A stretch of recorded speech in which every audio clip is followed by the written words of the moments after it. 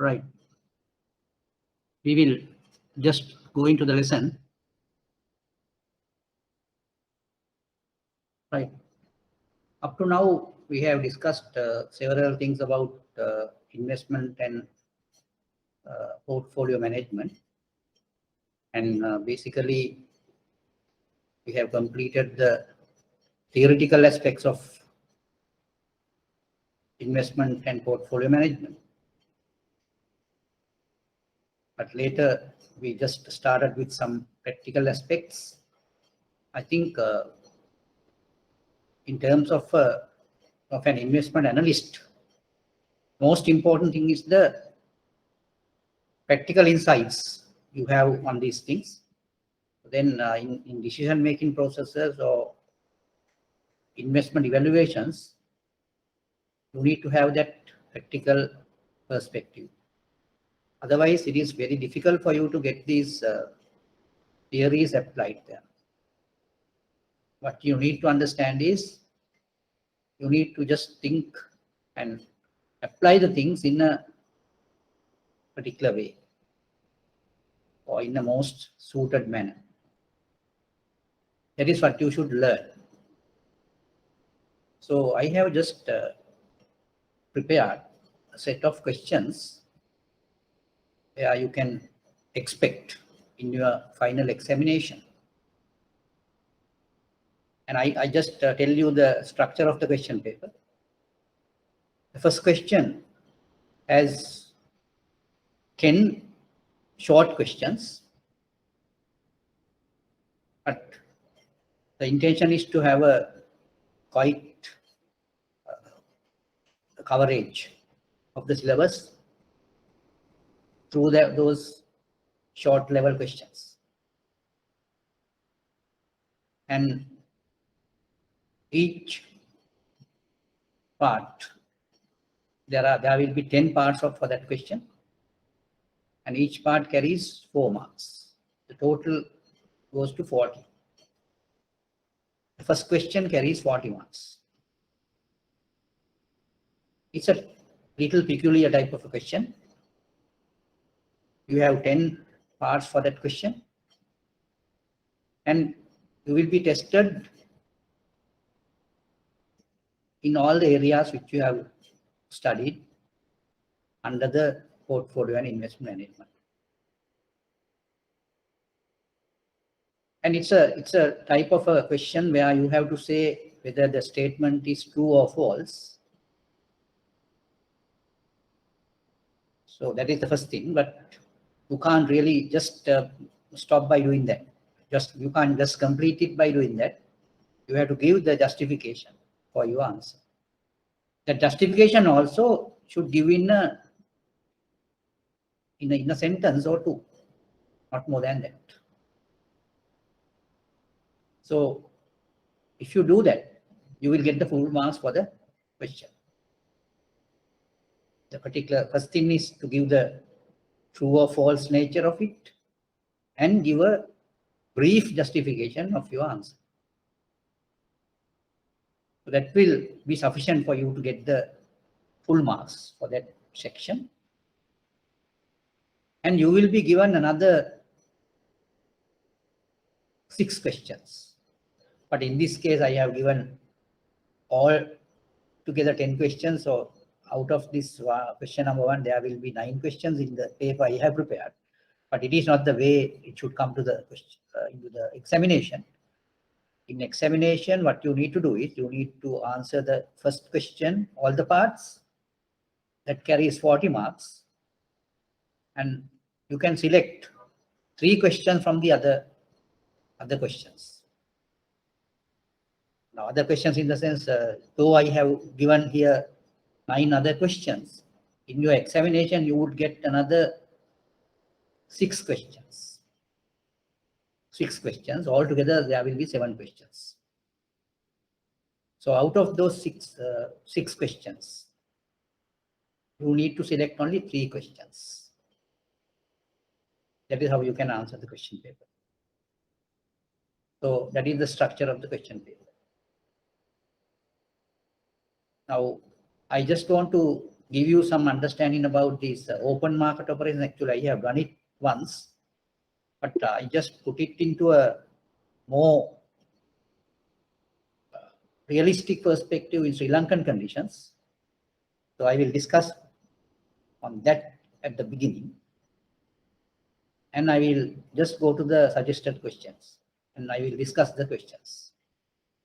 Now, what I need is I thought of giving some suggested answers or something like that. I think it is not really beneficial for you, because having suggested answers would not serve that much of a purpose, because you will really just get the question answers and all. You might sometimes keep in your mind. I mean, you just get it into your mind and you just put it into your memory. But I don't think that's a good way of studying things. So therefore, in order to give you a better insight into these things, I discuss all the questions. Then you will learn how to tackle the question. So that is also a part of my course.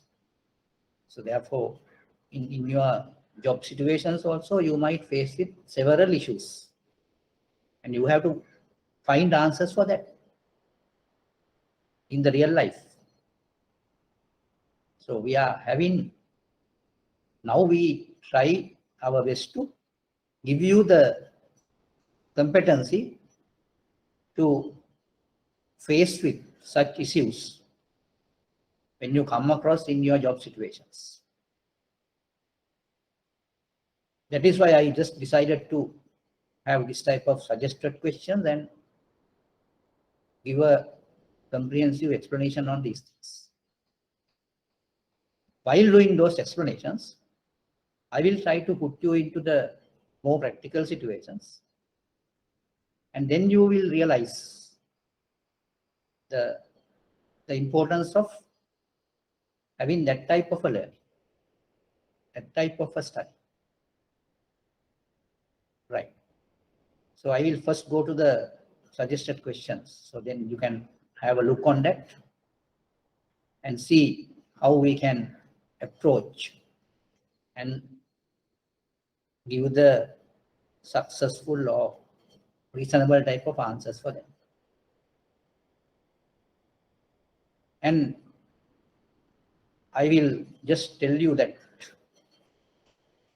the way you have to prepare for the examination, and at the same time you should not worry about the complicated equations or whatever.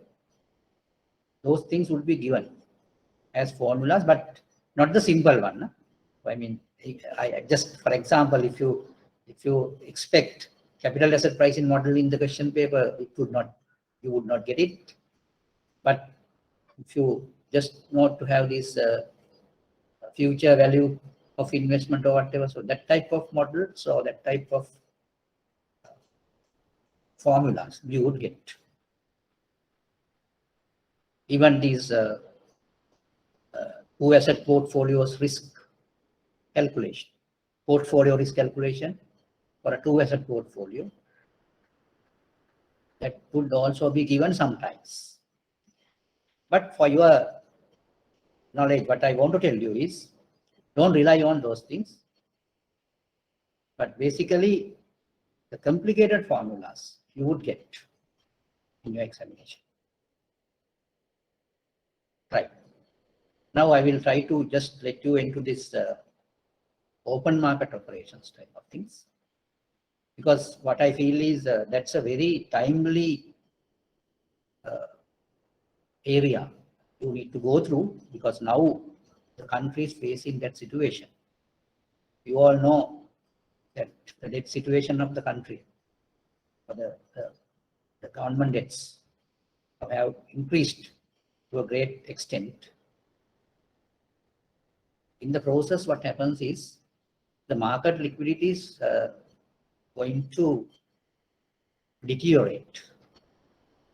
That is why if you find every day's monetary transactions, what happens is the banks are in the process of borrowing big amount. Through the repo window, their borrowings are very much higher than their deposits. For that, I just want to tell you the real mechanism there. You all know there's a thing called policy rates. Under the policy rates, you have a stand-in deposit ratio. Stand-in deposit facility ratio. That is one rate. So that is an overnight rate given. And there's another rate called stand-in lend-in facility rate. SLFR and SDFR.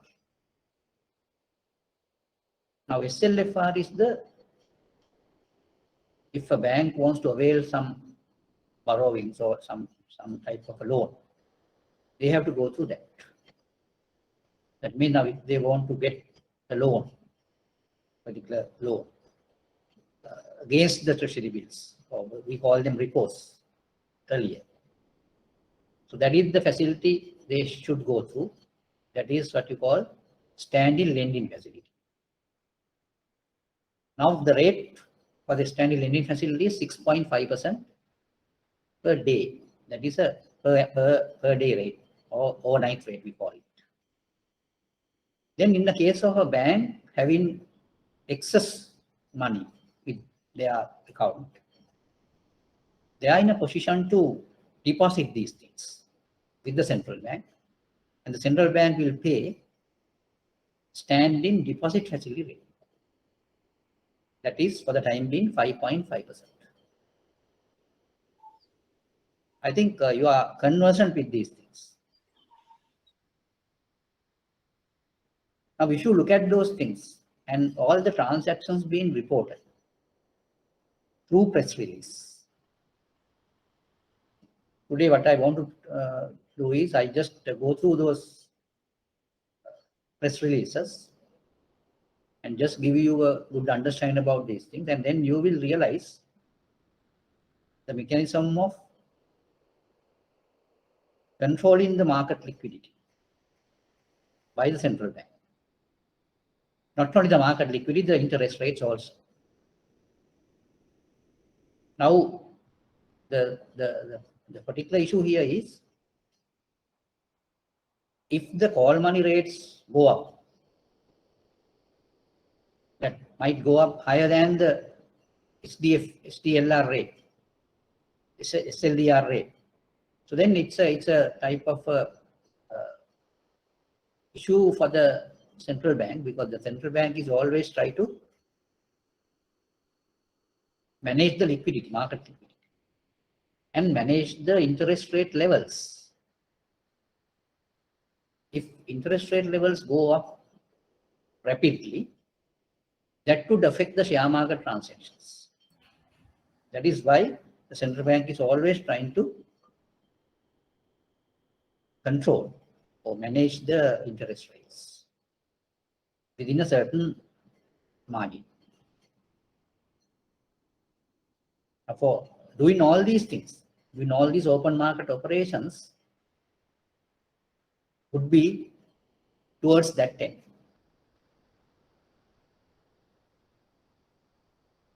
Now I will show you the reality of that.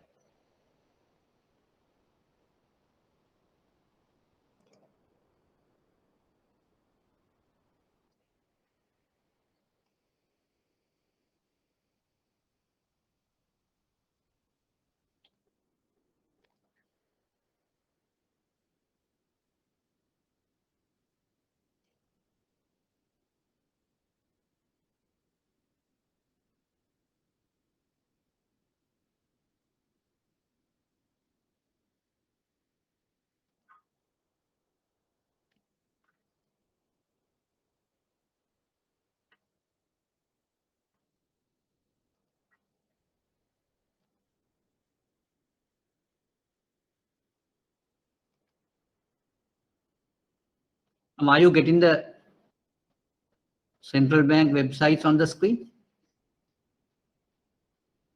Yes, sir. Right. Now I will just go through the monetary policy side here. Then I will just give you the explanations with regard to the policy rates and open market operations.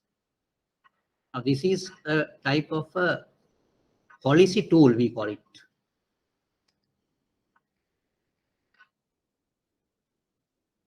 Now I will read it for you. The central bank possesses a wide range of tools to be used as instruments of monetary policy. At present, the monetary policy places greater reliance on market-based policy instruments. As a consequence, the main monetary policy instruments currently used are policy interest rates and policy rate corridor. Now, what do you mean by corridor? Corridor means, now, as it is, for the time being, these policy rates, actually I told you, one is the stand-in lending facility rate, that is 6.5. The other one is stand-in deposit facility rate, that is 5.5. So the corridor is 1%. Corridor is 1%. Then you have open market operations and the statutory reserve requirement on commercial bank deposit liabilities, and that also you should know. That is the all banks will have to have a reserve equivalent to the 4% of their deposit liabilities for the time being. The first step in the monetary policy implementation is the liquidity forecasting. Now this is the real process of the monetary policy implementation, because the central bank forecasts the liquidity. Now I can just click here and show you what it is.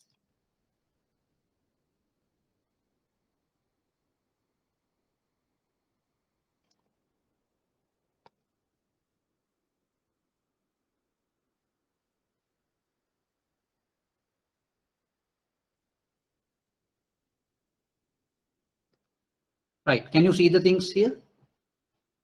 Can you see the? Yes, sir. Yes, we can see. Right, liquidity forecasting in the interbank market. The exercise is daily undertaken as the first step in determining the type of OMOs to be conducted in a given day. Now, actually, as a certain decision-making tool, the central bank is doing this liquidity forecasting in the interbank market. Right, now we can just see the types of forecast they do. The forecast of overnight liquidity interbank market. Or in other words, now in interbank, you have lending and borrowing doing on overnight basis. Now, if you see in that particular transaction type of things, if the central bank observes that there's a excess liquidity available, so that is what they want to forecast. Or they might see some deficit in the market. If the forecast is that, they would implement their policy instruments to suit the situation. Now, if you read it, you can see overnight liquidity in the banking system depends on the actual balances maintained by banks in their reserve accounts with the central bank. The reserves to be maintained under the SRR.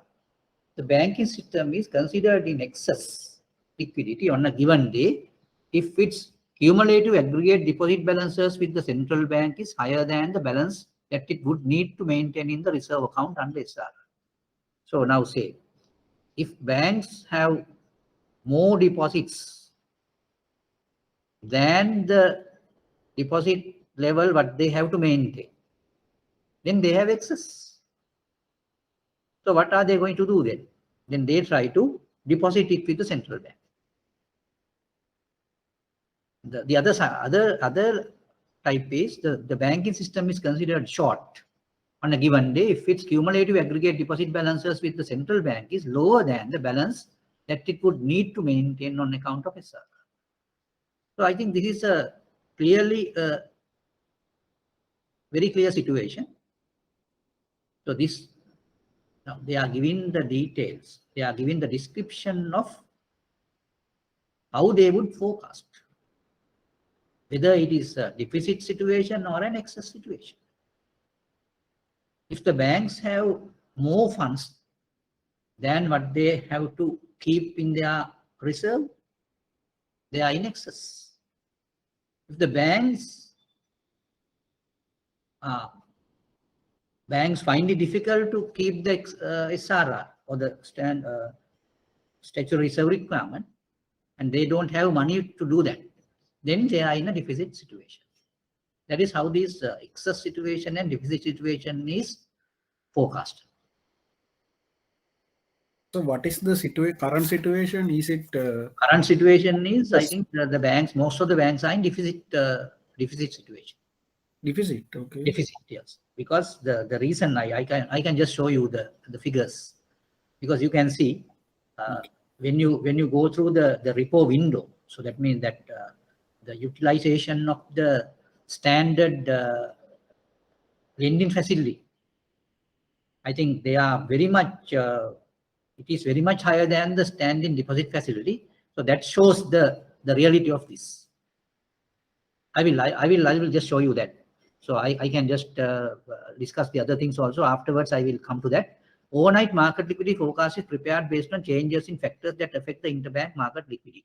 As each LCB maintains a settlement account with the central bank, every morning the CBSL processes the aggregate opening. Right. So that is what they do normally. Each day, the central bank is in a position to check the particular commercial bank's account, because every bank is maintaining an account with central bank. It's a current account. So they just go to that account and just check the balance of that account. Right? When they check the balance of that account, they are in a position to see whether they are in excess or in deficit. Now I can give a very good example. Now say for example, the Bank of Ceylon. A Bank of Ceylon might have about say 1.5 trillion deposits. 1.5 trillion deposits they might have.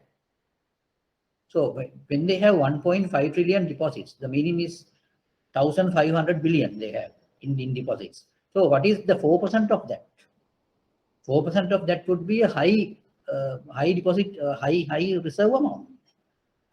What is the 4%? Now 4% of say, if it is 100, it is 4. If it is 1,000, it is 40. 1,500 means it is 60. So the Bank of Ceylon has to. I am just giving an example, right? I don't know the figures, but I am just giving you some approximate figures. So if this is the case, the Bank of Ceylon has to maintain 60 billion balance with the central bank. 60 billion, right? So now with the intraday transactions, the balance can vary. Now in the day, there can be clearing transaction. There can be RTGS transaction. All transactions will take place.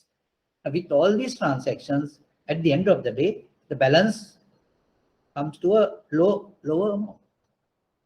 But if it comes to a lower amount, what should the bank do? The bank has to reimburse that. Now, for example, say now I told you that the amount of the reserve is 60 billion for Bank of Ceylon. Now, for example, say at the end of the day, the bank has only 40 billion in the account. Then what should the bank do? Bank will have to borrow money from the market, 20 billion rupees from the market, and put it into that account. If they don't do that, they will be penalized and the bank will be in big trouble. You get my point? So that is what they do every day. Every bank has to do that. Now, if most of the banks are in deficit situation, the central bank determines that the banks are in a liquidity crisis or deficit liquidity there, then they will do the needful to deal with such situation. I think that is clear enough, no? That is clear enough. Balance of all LCVs, LCV, this forms the first step in the liquidity assessment, right? Now, I think you all can realize what it is. Because the central bank is in a position to every morning to look at all these balances in all the banks, especially the LCBs. LCB is the licensed commercial banks, right? Especially with the LCBs. So then they look at it. And after looking at it, they might come to a conclusion whether these banks are in excess situation or deficit situation. That's a very simple exercise. The net effect of the following factors are then added to this aggregate opening balance. Right. Now just look at the liquidity enhancing factors. If they find that the banks are in a deficit position, these are the now is 1, 2, 3, 4, 5, 6, 7. There are 7 steps where the central bank can take with regard to the enhancement of liquidity. Now, first one is purchase of treasury bills from the primary market and government securities from secondary market by the CBS. Purchase of treasury bills from the primary market and government securities from secondary market by the CBS. So what is the situation here?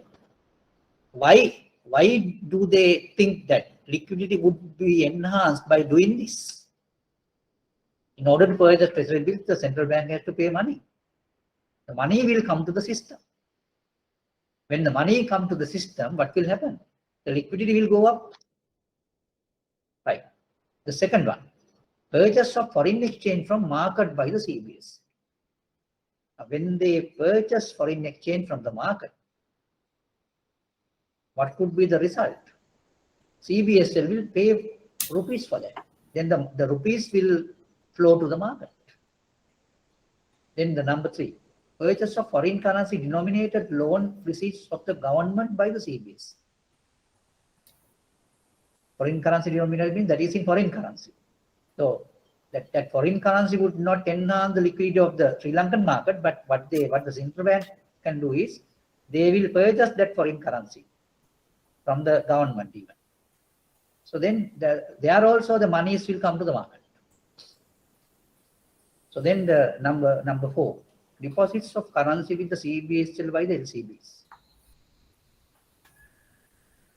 Yeah, then LCBs also can deposit their currencies with the central bank. Then release of CBSL profit to the government.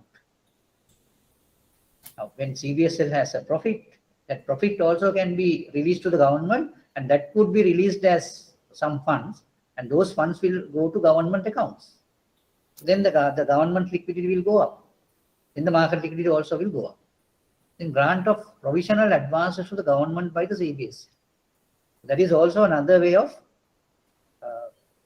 giving funds to the market. Retirement of its securities by the CBS. So what do you mean by retirement? The securities can be redeemed in the sense they pay money for it. So all these steps would have a money flow, cash flow to the market. Any question on that? Now, sir, when repo rates determine, will there be an impact on these things to determine that rate, like market? There's an indirect impact, but what I want to tell you is, are you referring to reverse repo and repo rates in this standing lending facility and standing deposit facility rates? Yes. Are you referring to that or normal market repo rates? One is market repo rates. Market repo rates has a direct impact. That could have a direct impact on this. Because there is a liquidity concern, then the rates will be high, no? Yeah. That is there. Okay. That is there. So that is one side. But this other side, standing deposit and standing lending facility rates, those two are some policy instruments. So they, but they are also for them also there's an indirect indirect impact. Indirect impact. The thing is now the standard lending and rather than this standing lending and deposit ratio, the repo rates are a bit high. Then But anyway, under the open market operations, it is not it has not gone beyond that for the time being. But I don't know normal market operation what is happening. But if you go to the normal market, there can be higher rates. But in the open market operations, it won't happen that way. I can just show you that. Okay, but so I thought the repo rates are a bit high. Yeah. Yes. What do you want to say? No, I thought repo rates are higher. Reverse repo rates are higher than standing deposit and lending rate. Yeah, what you are saying is correct for normal market operations. Normal market in the sense, normal money market operations are there. No? Normal interbank money market operations, all money market operations. Okay. Yeah, yes. most of the time, the repo and reverse repo rates may be higher than Yes. the standing deposit and standing lending facility rates. That is the norm. That is the norm. But under the open market operations, they try their best to bring those rates to the levels of SDFR and SLFR. That is the indication, right? So what you are saying is correct. It may be sometimes there can be higher rates than the SDFR and SLFR in the market. We call that market the call money market, interbank call money market, right? It is not the OMO. It is not the open market operation. An open market operation is being done in order to bring down that rates, right? So therefore, your understanding is okay. It is correct, because in the open, not the open market operations, in the normal interbank call money market, there can be higher rates. Reverse repo and repo rates might be higher than the SDFR and SLFR. That is a natural situation.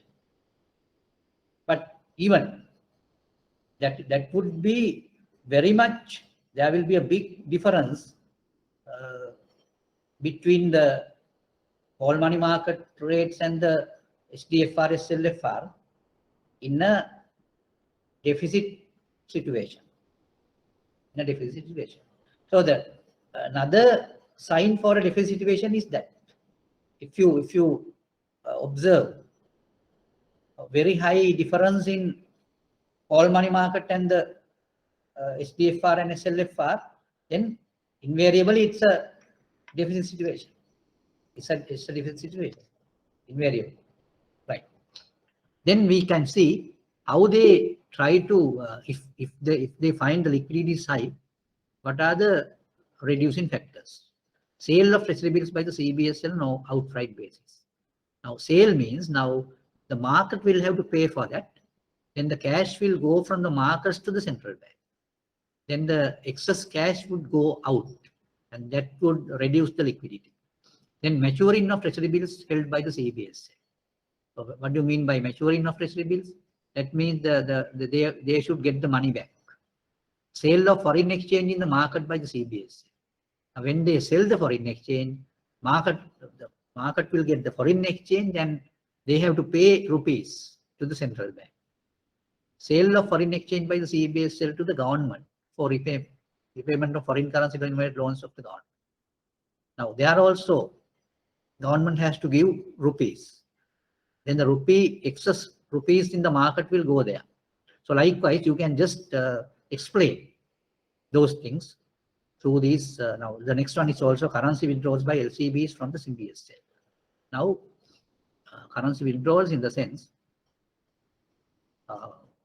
if currency being withdrawn by LCBs, so that is also coming out from the market, because now when the currency is in central bank, those currency will go to the market. Then issuance of securities by the CBSL means when the securities are issued, monies will go to the monies will be there to buy the securities.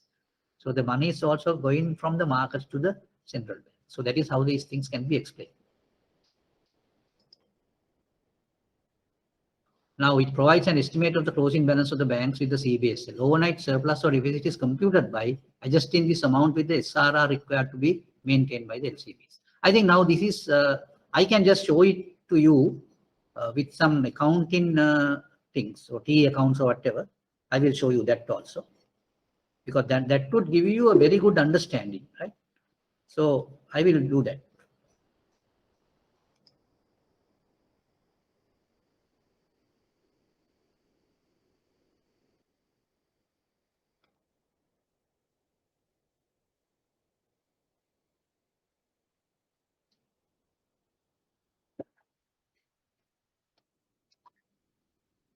Now I will just show you a certain account of a bank, which the bank maintains with the Central Bank of Sri Lanka.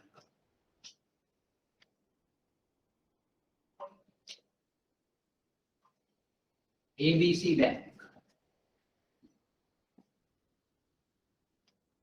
Right? I don't get the bank's name here, so I will just put it as ABC Bank, some bank.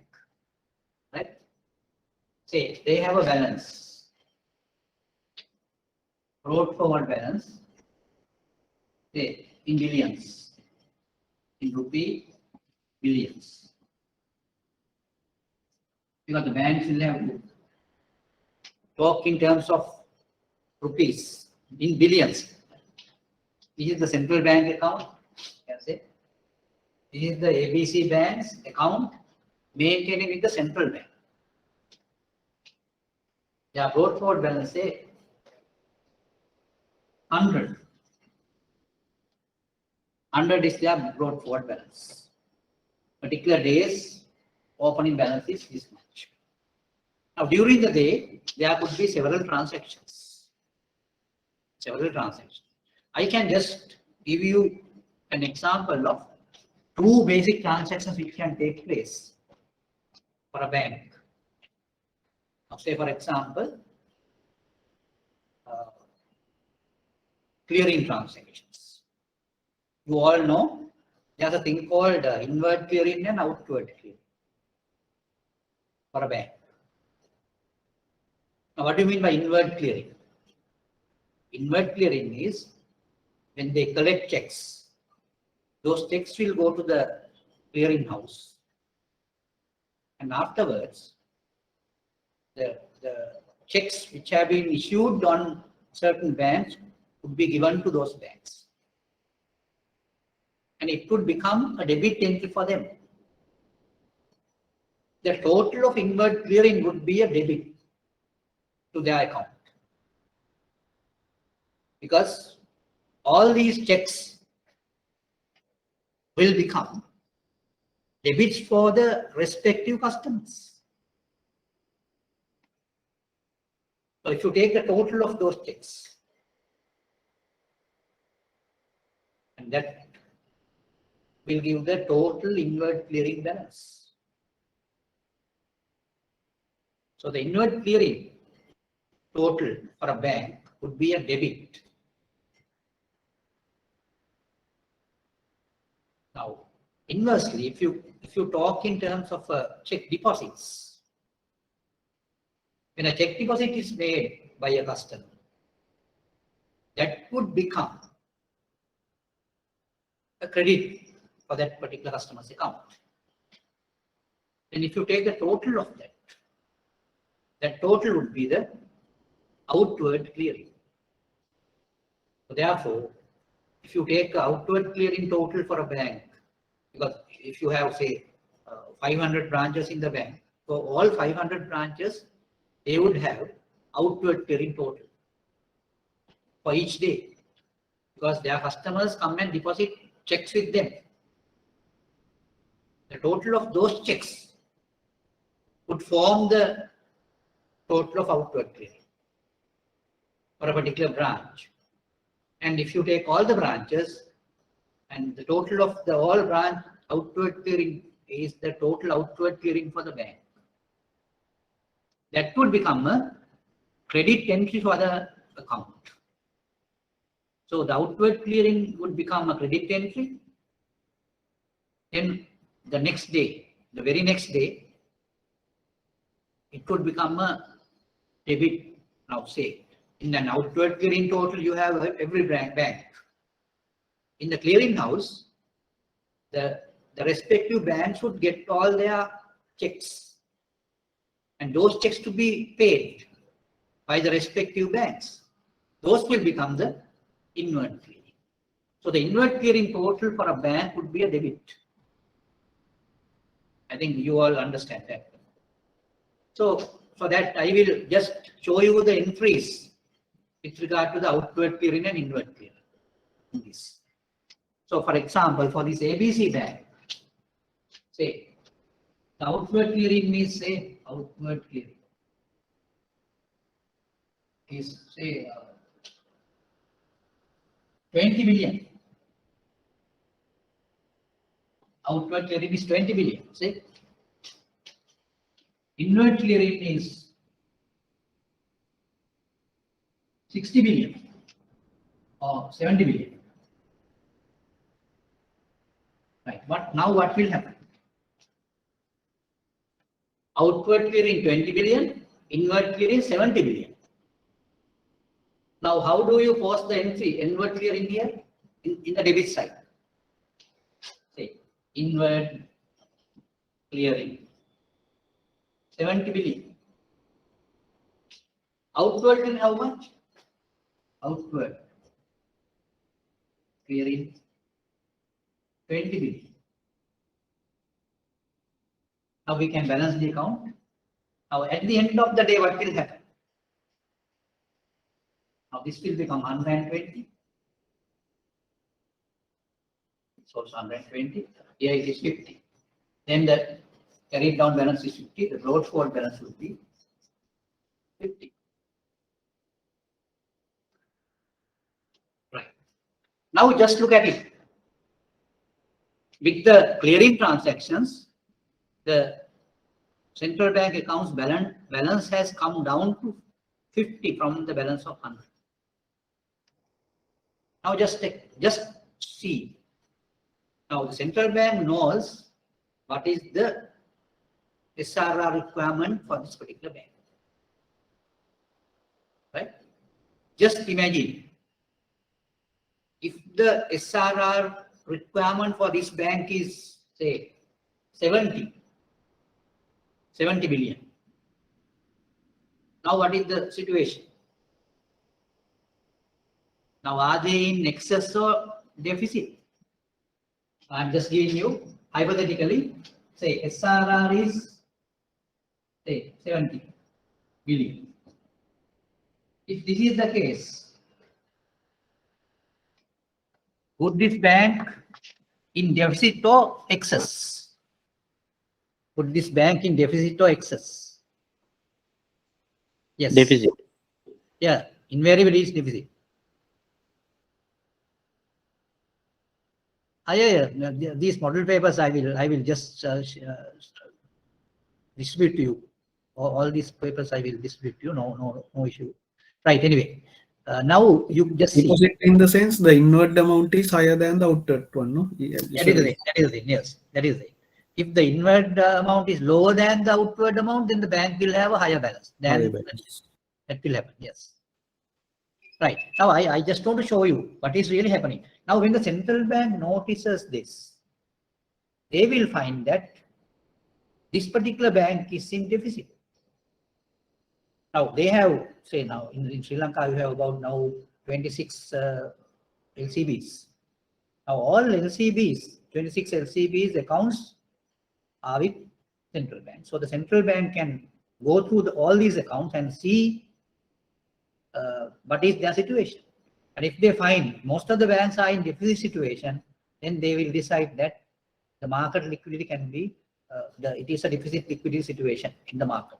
So that is how they take decisions with regard to the overnight all money market. Right? You got my point. Right. Now I will show you the real life statistics or numbers with regard to that.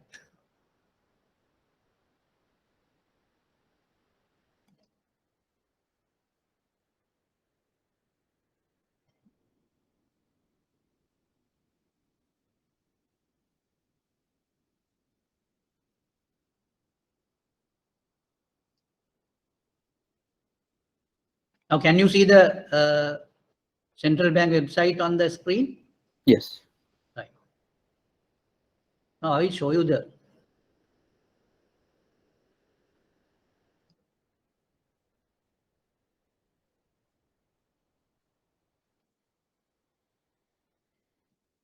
now you can just look at these things, the press releases.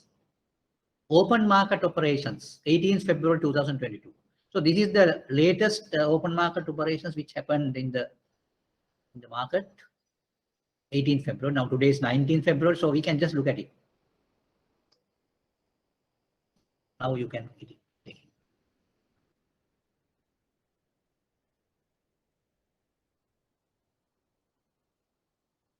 Now overnight money market transactions. Now the rates are given on the basis of weighted average. Overnight money market transactions, weighted average rate is 6.48 for the call money market, and repo market is 6.5.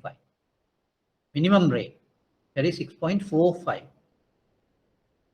And repo market, the minimum rate is also 6.5. The repo market, in the sense, now I think they just refer to the SDFR and SLFR. No, sorry, it has been given again here.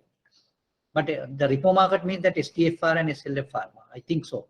And maximum rate is 6.5. Total gross amount in the call money market, 49 billion, 49.6 billion. Net amount is 46 billion 236.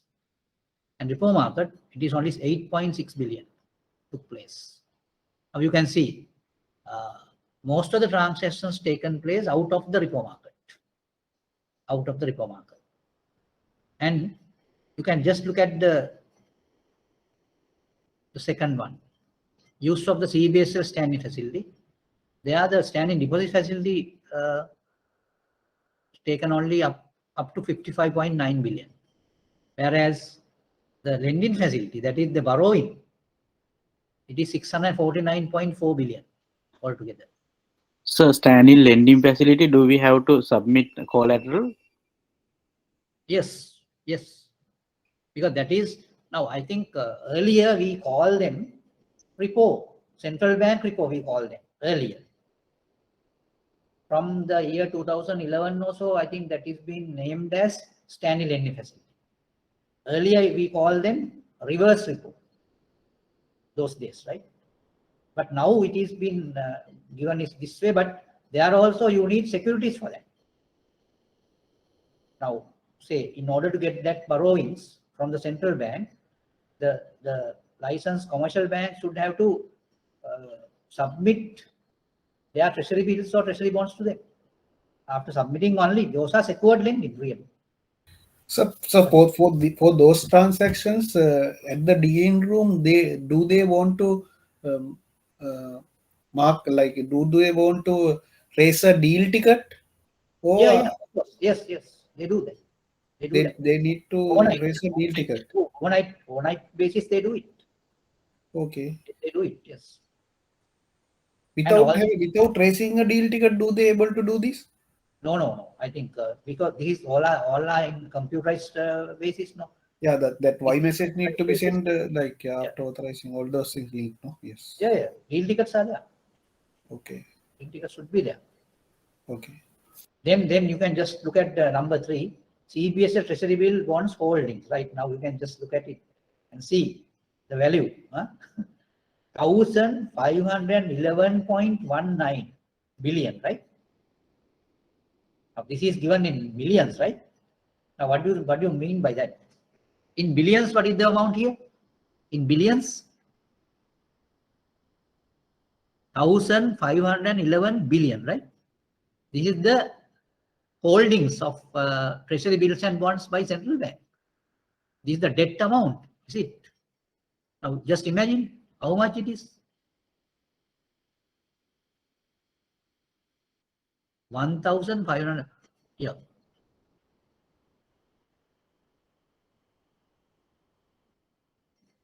So for this amount, it is not 1,500. Sorry. I made a mistake there. Now just look at it. Now this is given in rupees million, right? In rupees million. So what is the figure here? 1,511,197.87. It is the figure there, no? So that means the central bank is holding how many billions of bonds and bills? How many million? This is the million amount, right? 1,511,197 million they hold. In billions, how much? In billions, how much? In billions, it is 1,511. Is that correct? Yes. Right. In billions, it is 1,511 billion. So there is a maximum limit of holding for a country like this. Will there be a formula? There's a How it Of course, now I think you are giving the correct thing, but here it is. What happens is the government can decide on those things, and there's no hard and fast rule, but there are some some benchmark things where they have to maintain. But the government debts, you can't now have a control on that, because that is why now people are now shouting no with regard to this money printing and all that. so that is happening in that basis, really. So anyway, even for a country, there's no need of putting a cap or whatever it is. But in terms of these international transactions, there have to be a certain type of regulations on this. That is why the central bank is very much cautious on these things. Now, for example, if the IMF as a whole, IMF has given some facilities to Sri Lanka, then the central bank has to follow those rules also, as it is. Now, you say that whether is there a maximum amount they could hold or whatever it is. So that is there. But for the time being, there's no such thing. But if you go for this IMF funding or whatever it is, invariably we will have to do that.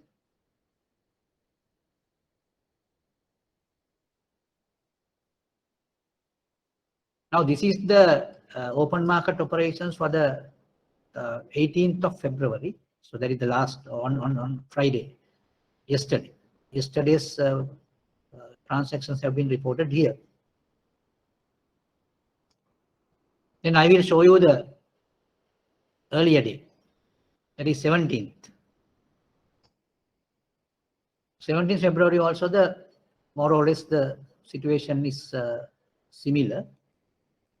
Just look at the standing facility usage. They have borrowed 626.9 billion, whereas they deposited 86.7 billion. And the same levels are being maintained here, bills and bonds holdings. And if you go to the next one, 15th. Now the 15th thing has a difference.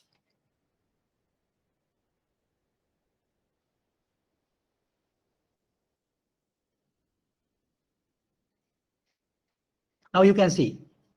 Now, earlier 2 days, this open market operations didn't happen. Sorry, on 18th it didn't happen, and in 17th also it didn't happen. But on 15th it happened. Now there you have an overnight repo auction. Repo auction was there on that day. So then the open market operations came to the scene. And bids received, this is the amount, 43.7 billion. Amount accepted, 43.7 billion, same amount. Minimum accepted rate is 6.48. Maximum rate is 6.495. Weighted average yield is 6.491. Now you can see. Now they have tried their best to keep the rate below 6.5, the weighted average rate at least. Now you got the point. Now you also had a certain concern, no? You said that the call money market rate might have gone beyond the repo rate, or the SDLR rate, so SLFR rate. But here, what they have done was, they have tried their best to keep the things below 6.5. Below 6.5. That was their intention, right? Doing now, after doing all these open market operations. There also you can see the lending facility, it is being availed by 634.2 billion, whereas the deposit facility is only 51.3 billion. So Now, why sir, these banks are taking this utilizing standard lending facility? Is there a specific reason?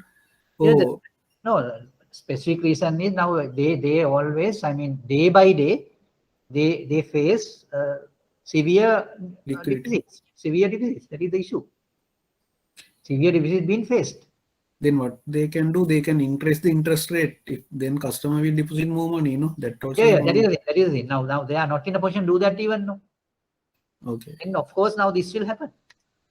Yes. This will happen. So what is ILF facility? So they can use that also, no? What facility? Intraday liquidity facility.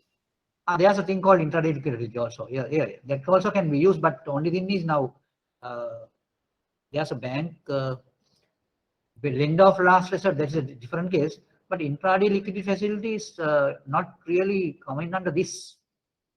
It's a special one, because since it is a special one, because the banks will have to, I mean, they have to go through some type of adverse, what do you say, adverse publicity by doing that. So therefore, the banks don't normally do that. They try their best to just take in the standing lending facility only and just square the things. They don't normally go into that. Intraday liquidity facility is also, I mean, it's not a, I mean, that is a facility. It's true that it's a facility, but it doesn't give so much of a support for banks, because it can only be used in during the day only. No, overnight positions cannot be changed by that. You got my point. The intraday means it can only be used during the day only. You have to settle that within the day. That is what it means. So for intraday facility also we need to raise a deal ticket. Do we Yeah, need? of course. Yes. Okay. That's been. But the same day the securities will be again come back Yeah. to the bank. Yeah. Okay.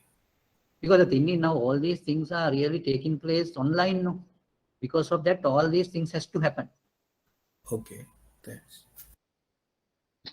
So central bank can issue their own securities, right?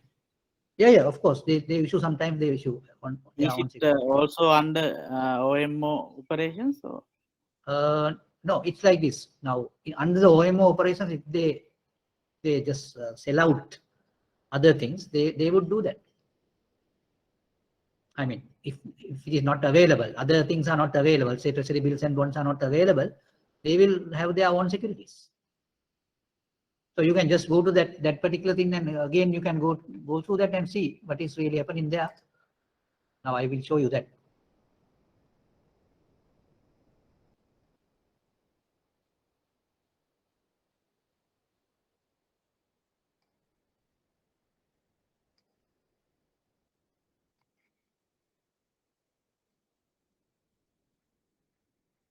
Now, when you say open market operations, what they do is, at present, the central bank conducts its monetary policy under a system of active OMOs. The key elements of the system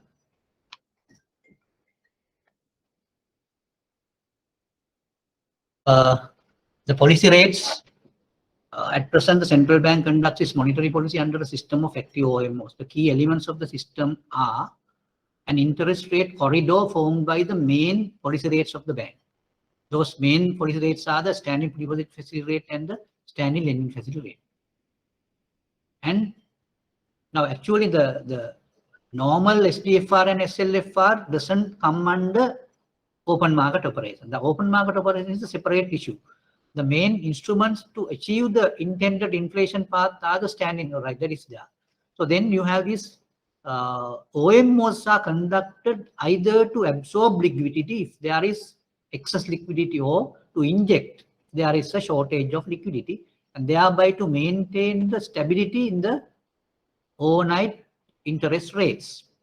OMOs are conducted through auctions to buy, sell government securities on a permanent or a temporary basis. Right. Now I can just show you the real process here.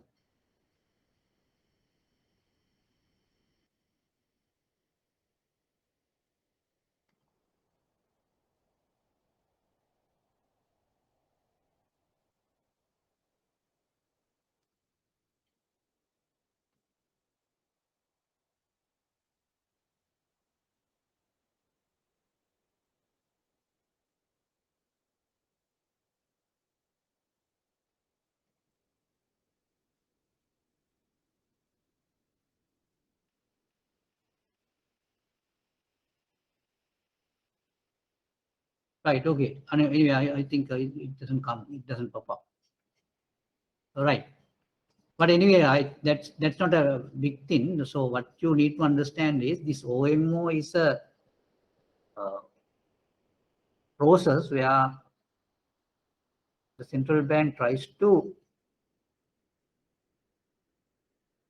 deal with the deficit, liquidity deficit situation. That is one thing. That is inject liquidity in case of a deficit and absorb liquidity in case of an excess. And I just have given you the details of arriving at whether the banking system is in excess or in deficit. So that's what I just gave you some accounting remarks also there. So that is the way the central bank is judging whether the banking system is in excess or in deficit. I think with that, any questions on that?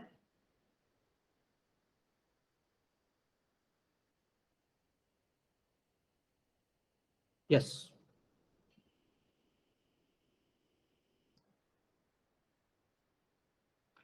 Right. Now we will go to the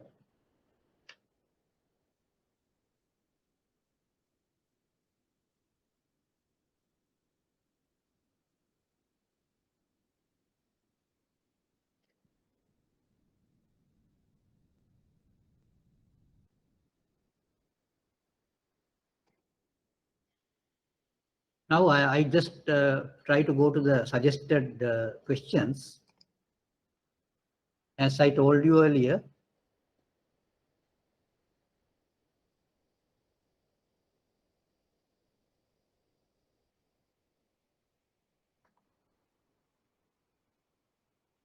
now this question paper will have this structure where state, now the first question is with 10 parts.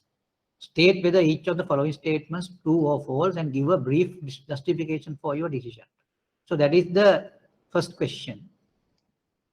And I can show you the types of questions you might get for the first question number 1. Right. So then there will be 10 parts for that question, and each part carries 4 marks, and altogether there will be 40 marks. And here I have given 9 other questions, but in the question paper you might get another 6 questions, and then altogether 7 questions, but you need to answer only 3 out of that, and altogether you need to answer 4 questions, including the question number 1. So therefore each question other than the question number 1 would carry 20 marks. So what will be the pass mark? Is it 50 or? Pass mark is 50.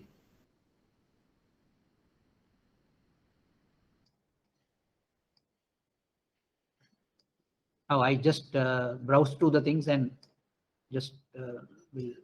Anyway, I will explain all these things, and then if I think that these things some what do you say, some practical explanations also necessary, so I will do that also in such situations.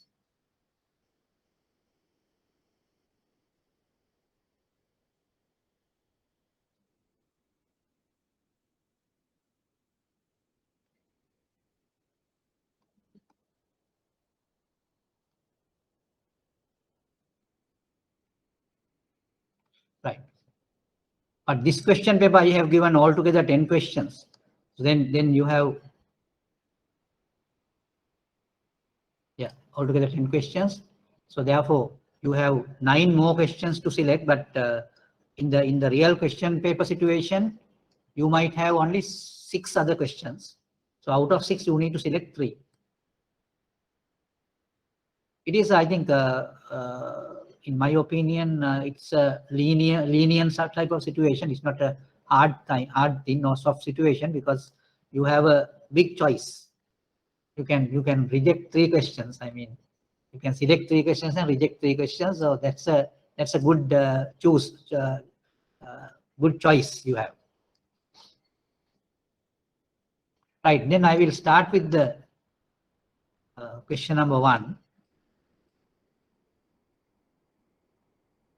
So you can make notes, and if you need to clarify anything, you can clarify those things, because those clarifications and discussions would be very much important for you, because the real learning is this, rather than going through some suggested answers, because it's a type of a by-hearting things. So you by-heart things and just come up with those things when the question is asked in the examination. So that would not give you a chance to learn things. So it is not active learning. It is just, vomiting the things again, what you have got. But it is not really realistic, and you don't have any, what you call it, any constructive thing there. Right, now I will start with the question number 1. Part A, the expected rate of return for an investment should only be calculated with equally weighted historical rates of return.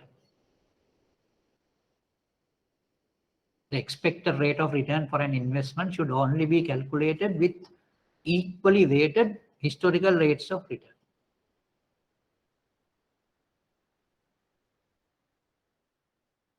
Now, the first thing what you need to do is, you have to say whether it is true or false. Now, I need to get your preference, or what is your decision, true or false. First thing is that. But later on, you can say, you have to justify what you have said.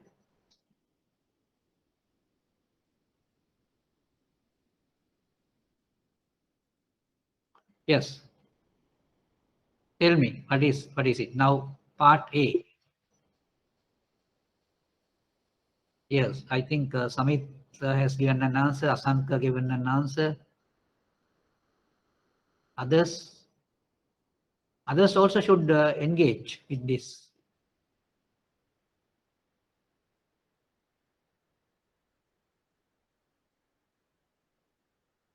Are serious? Yes. Yes, all others should. Harsha? Yes. Now altogether 4 persons came up. Others also should engage. You also should give an answer. I can see 11 persons are in the chat. Yes, Ruchira?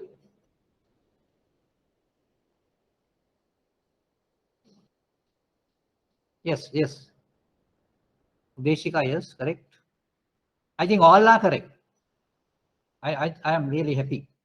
All are correct. All are correct. Now, the second part of that is, you need to give an explanation, no, give a justification.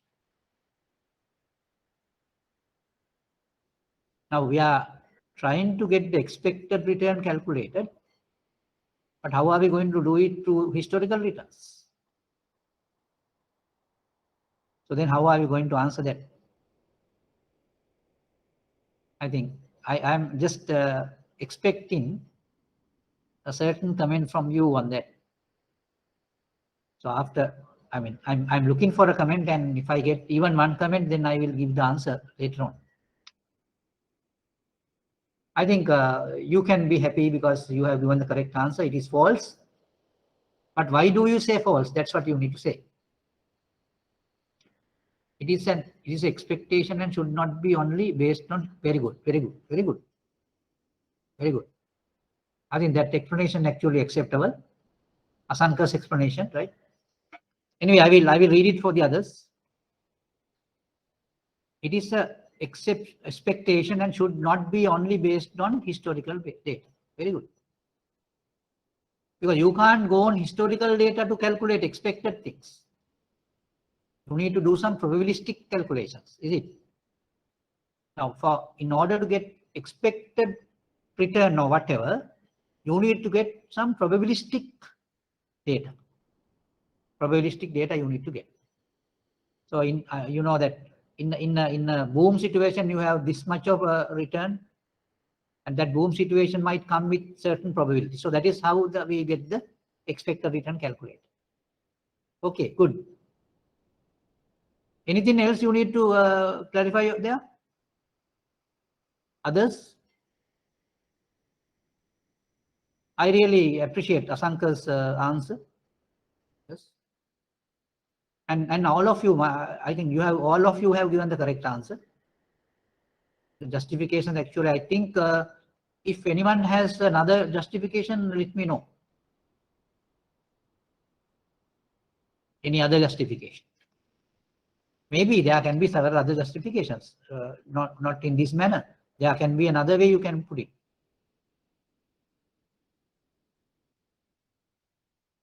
R-Siri has given a certain one, yes. 10 could not be repeated. Yes, that is also correct. That is also correct. So then you should say that if you go through the historical things, you have an assumption that history would repeat, but it would never happen. That is, I think R-Siri's idea is that. Okay. Any way, any other way, if you can put it? Now you see, now you can try and just put the things in and see whether you are correct. So that is a very good opportunity for you to learn.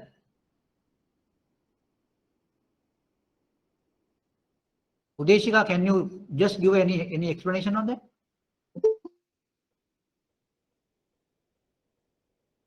Yes.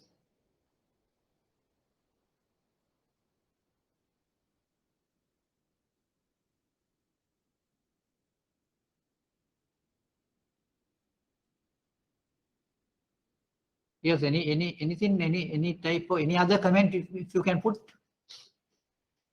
just put that comment also.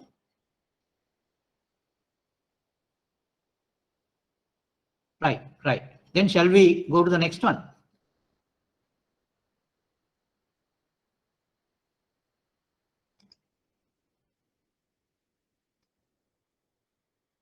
Yes. Just B, part B. With the constant perpetual growth rate model, the dividend yield cannot be greater than the stock's required rate of return.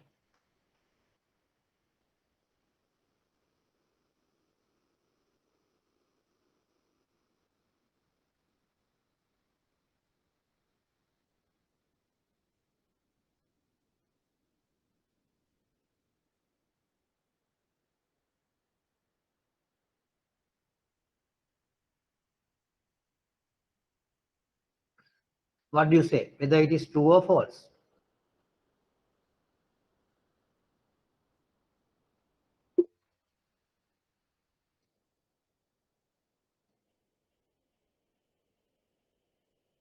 Yes.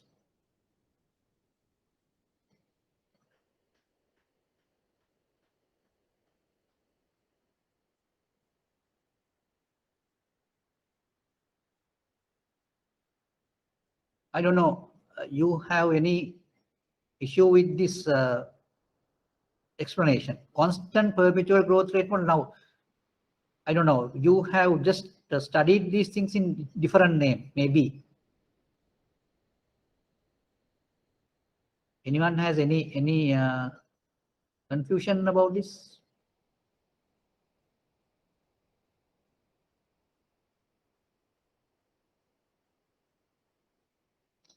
Now there's another name given in our studies for this.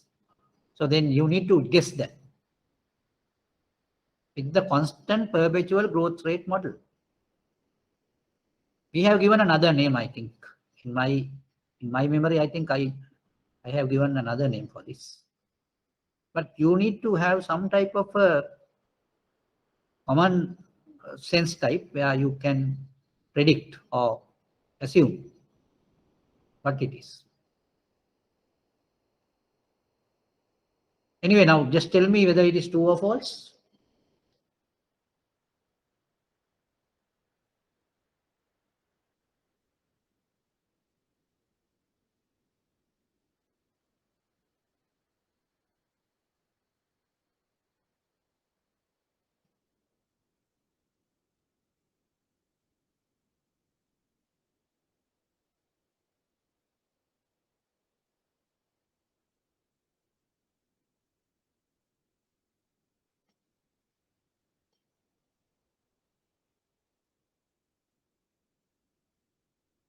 Yes. What do you say?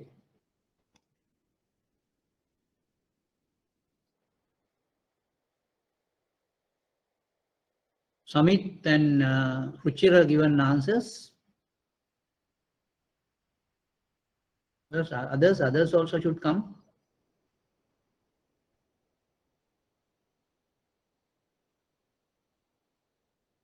Samit and Ruchira has given the answers, but others just try and see. Even if it is wrong, no issue.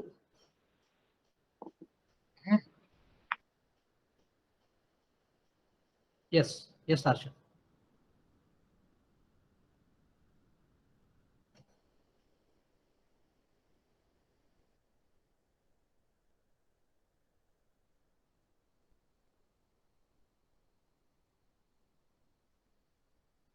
Now Samit and Ruchira has given an answer. That's okay, and I'm just waiting for the others. Asiri,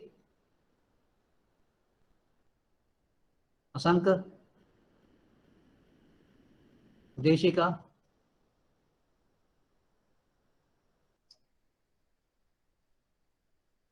You can't see the question.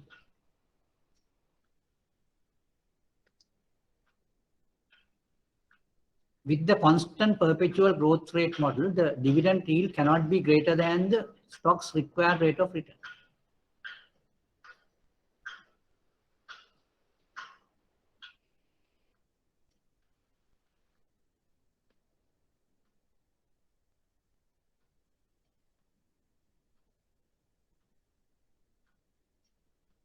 You can see the questions on the screen, no? Yes, sir, we can say.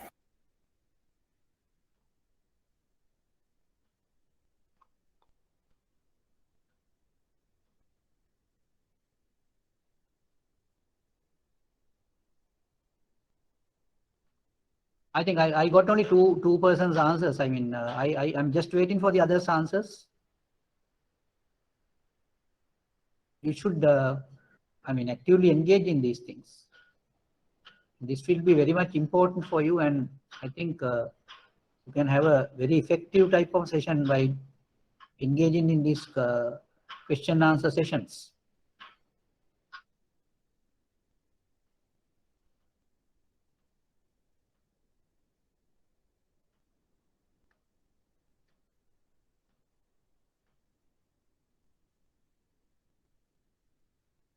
Okay, I will just explain this again.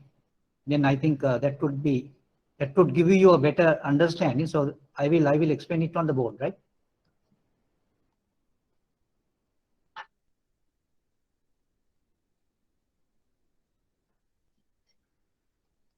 Yeah, Samit has given. I mean, Samit has given the justification also. That I think that's correct. I will just show that. Now, this is what you call the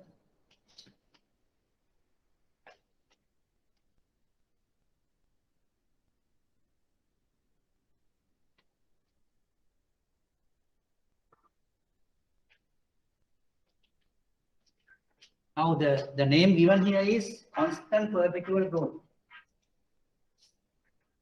Constant perpetual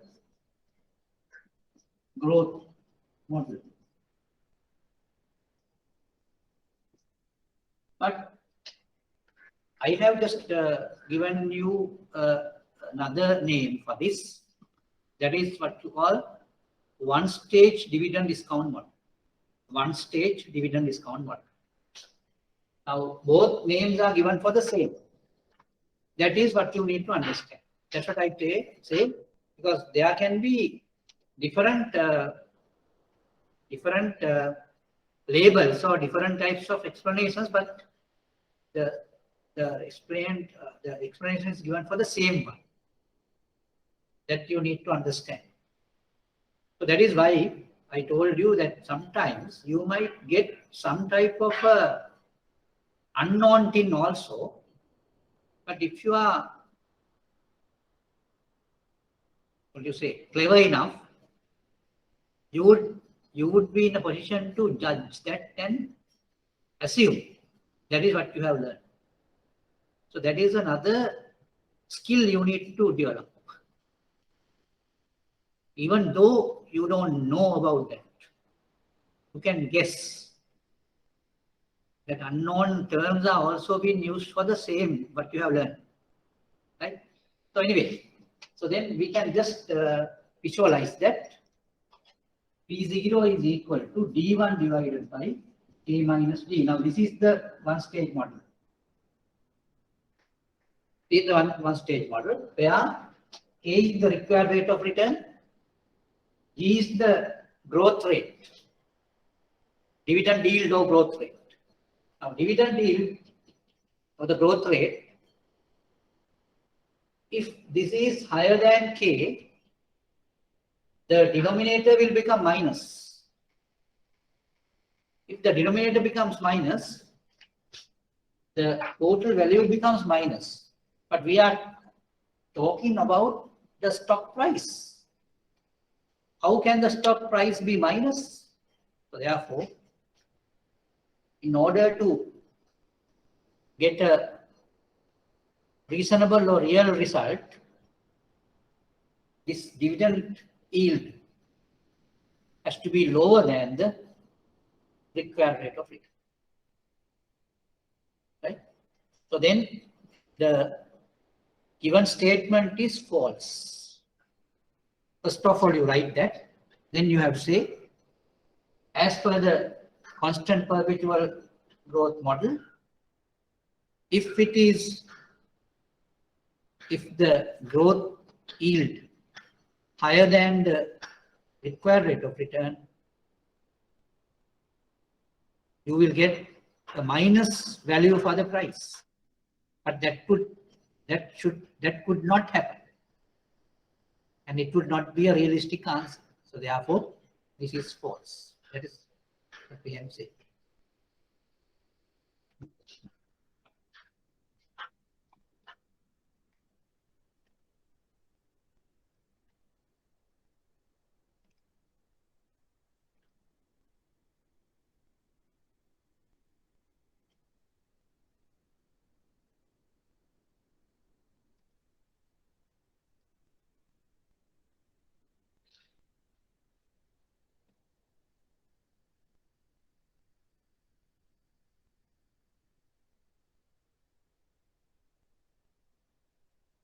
Sorry. Now I think then your answer is wrong. No, I mean, with the constant perpetual growth rate, well, the dividend yield cannot be greater than. That is correct, no? So therefore, this is true. The answer is true. Huh? It is not false. It is true. Any questions on your side? It is true. With the constant perpetual growth rate model, the dividend yield cannot be greater than the stock's required rate of return. That's correct, no? Cannot be greater than. It's not should. Is not greater than the.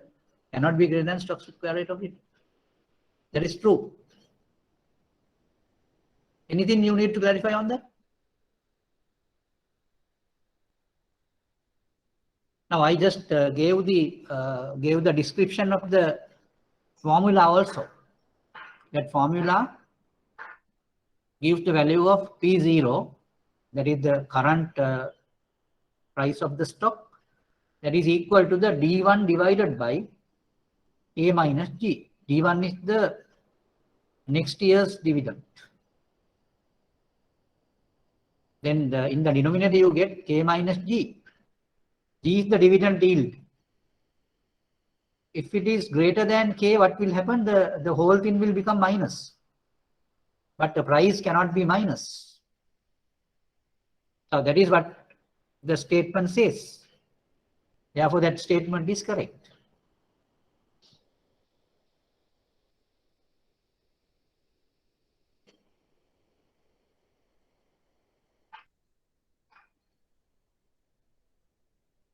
Right, now we can go to the next question. Anything else you need to clarify on that?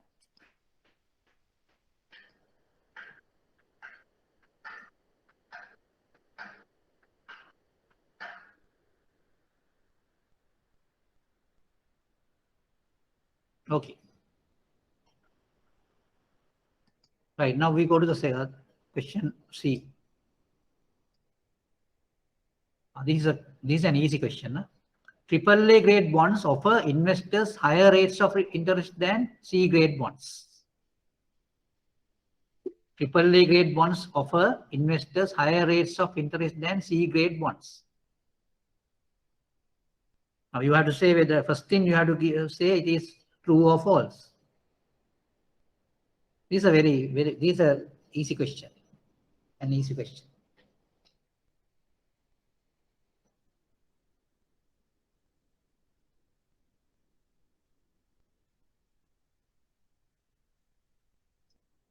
This is an easy question.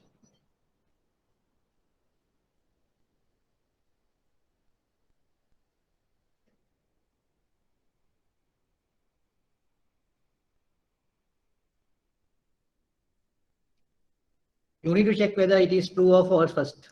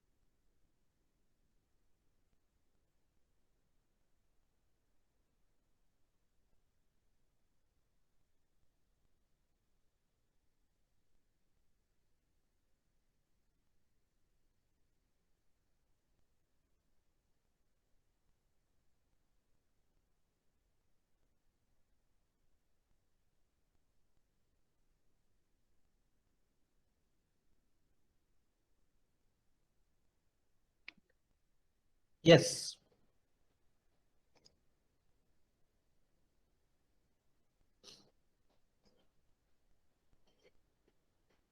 Yes, I think several people have given the answer. Starting with Ruchira. Yeah. It seems it is correct. Yes. It is false. It is false. Then you give a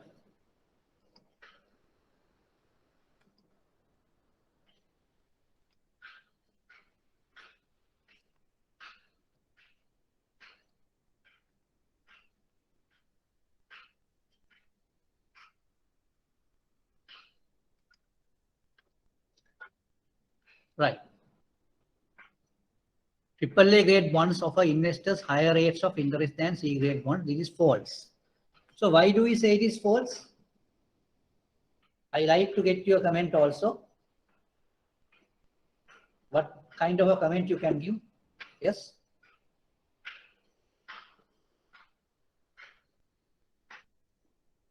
This is false actually.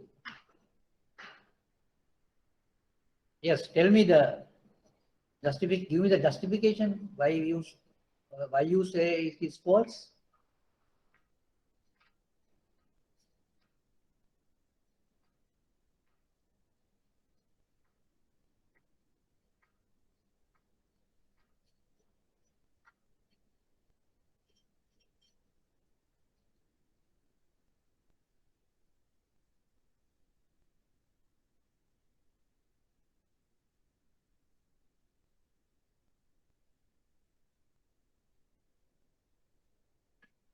Right. Now, when you say AAA grade bonds, in the level of risk, very minimum risk is attached to the AAA grade bonds. But if you get C grade bonds, C grade bonds will have a substantial amount of risk attached. So when the yields are being taken into consideration or interest rates taken into consideration, the high risk bond would give a higher interest rate or interest yield than a low risk one. So therefore, here it says the AAA grade bonds will offer higher rates, but that is wrong. That is why the answer is the particular statement is false. Because AAA grade bond is a low risk one, but it should not give a higher rate. Higher rate should be given by C grade bonds. So that is the justification. Right. Now we can go to the next one. That is D. A long-term Sri Lankan treasury bond is an example of a totally riskless asset.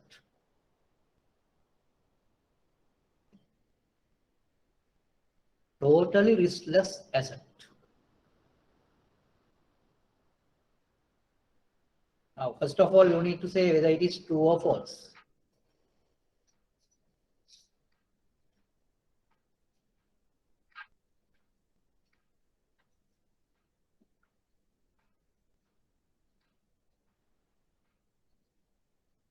Yes.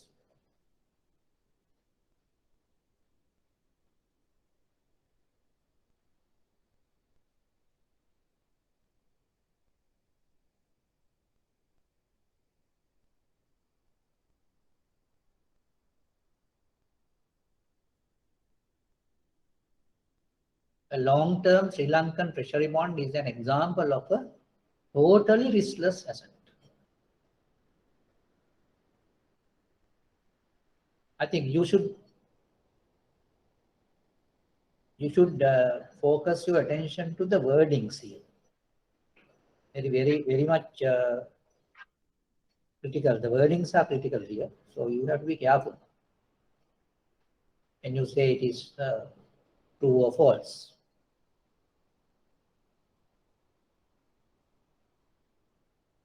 I am now referring to the D, question D.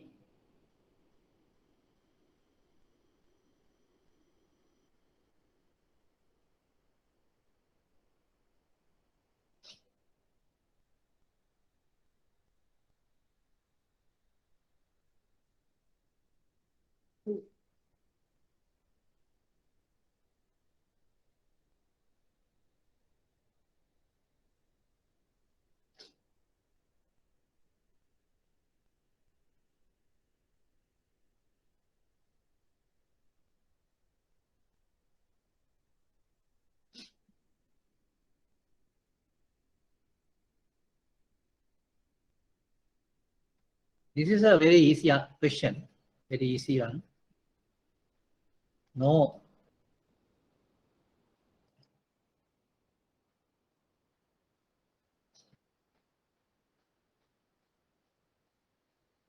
Ruchira has given an answer saying it is yes or true.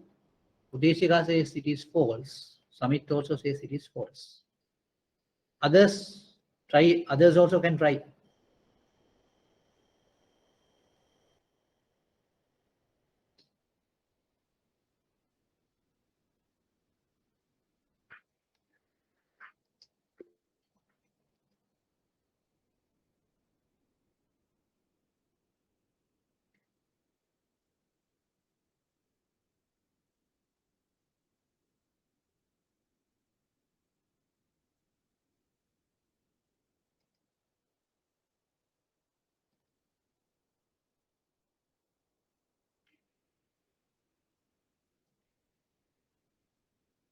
Yes, Asanka, Harsha, I think all said it is false. Yeah. Now I will go to the statement again.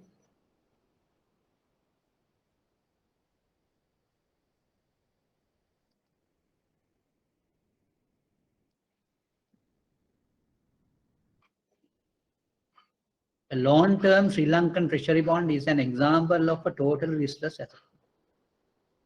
Right. Now, the wording total is the problem here. If you take a treasury bond remotely and say it is a riskless asset, that statement would not be wrong.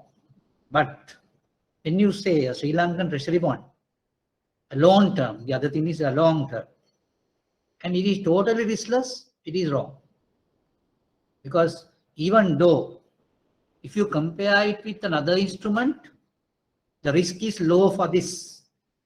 Even though the risk is low, since it is a long-term bond, it really engages with market risk than the credit risk. Therefore, you can't say it is totally riskless. That is the issue. So then you can say the statement is false for the reason, since it's a long-term one, it could involve market risk at a higher level, even though the credit risk is low. Therefore, the explanation, explain it as an example of a total riskless asset would be false. So that is what you need to say. And the term long term, it's a long term one. So since it is long term, now I think I just want to say, tell you the risk-free rate, how do we arrive at? Now, what do you mean by risk-free rate? Risk-free rate is the rate, notional rate for a 1 month treasury bill. 1 month. 1 month is the shortest term for a treasury bill.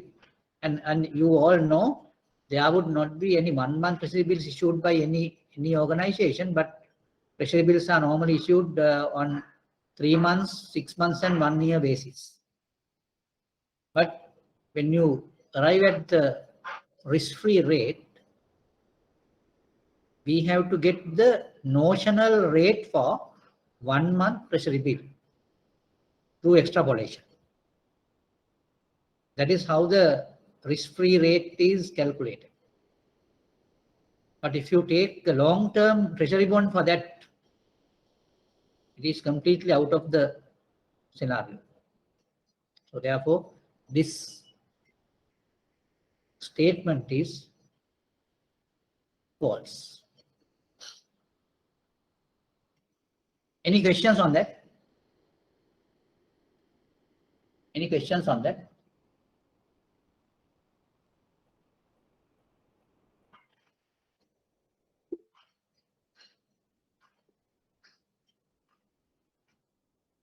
Yes.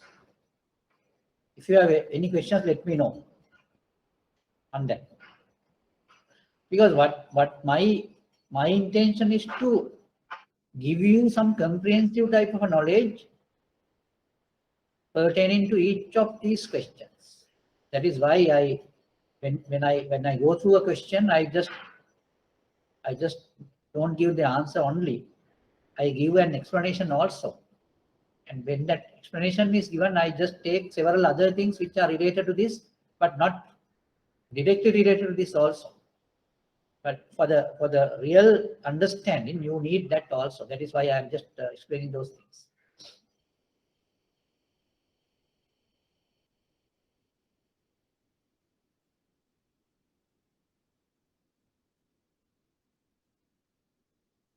Anything you need to clarify on that?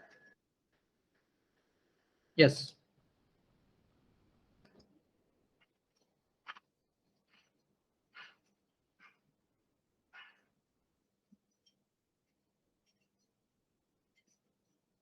Yeah, Asiri has asked another question now. He said, in long run, real rate of interest can be reduced due to inflation. Real rate of interest can be reduced.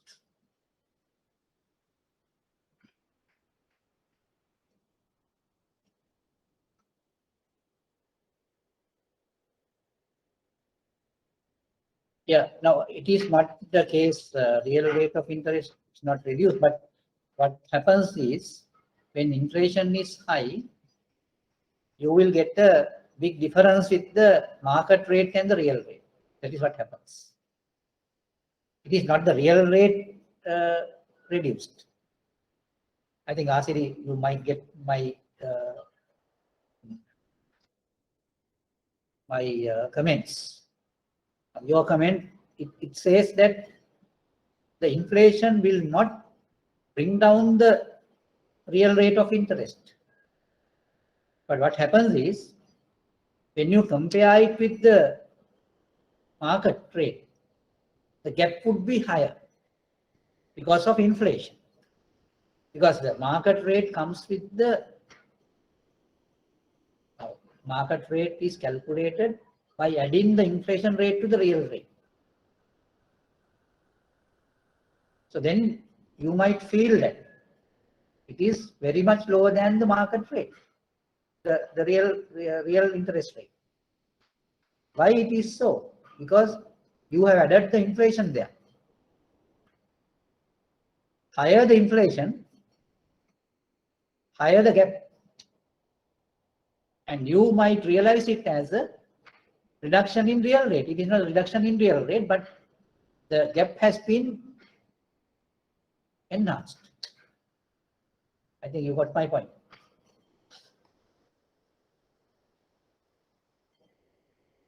Right. Now I will go to the next question.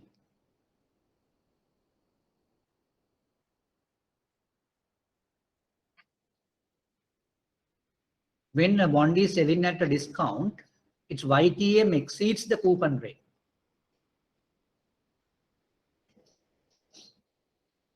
When a bond is selling at a discount, its YTM exceeds the coupon rate.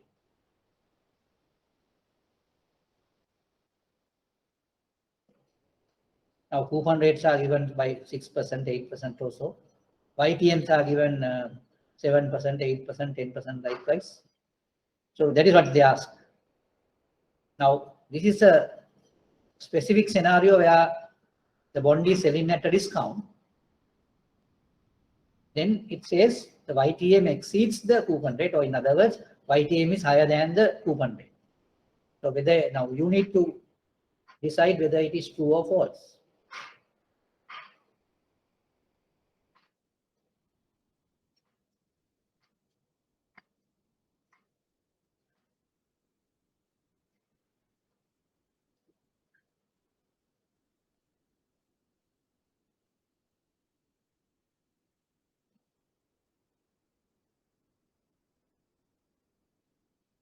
And there are situations when you talk in terms of a bond, bonds can be selling at a discount. It can be selling at a premium. And some bonds be sold at par. So then to decide whether it is being sold at a discount, premium or in par, you can have this comparison, YTM and the coupon.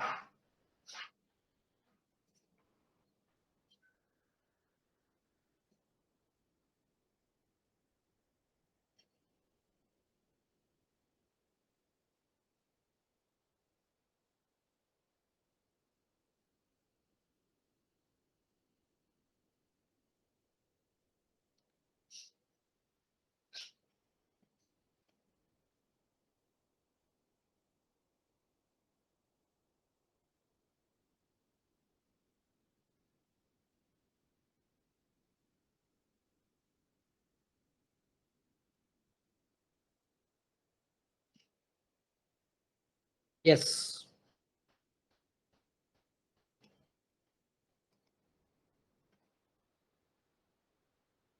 Yes, from Asiri, Asanka, Ruchira, Samit, Asiri, Udeshika, Harsha, all have given the correct answer. It's true. Yes, it's true. So what is the explanation? What is the explanation?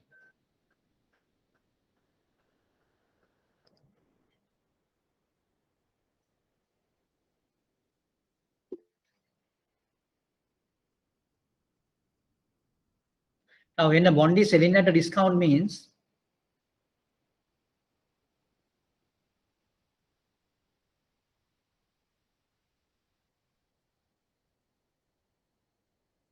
that is why now when you sell it at a discount means now on the face of it, when you get the maturity proceeds, you have a amount of interest. That amount is of interest would be higher than the rate of interest is higher than the coupon rate.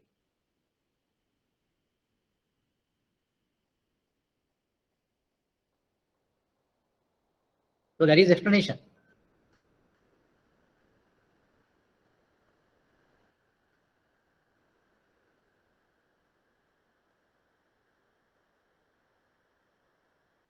Because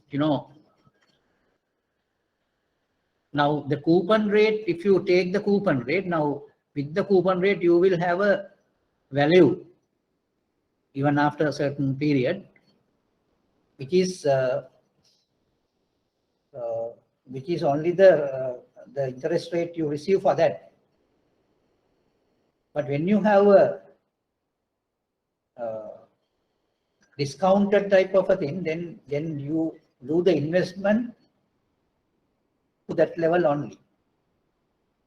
Then the interest is calculated on the basis of the investment. So therefore, the value would be higher than the normal coupon rate.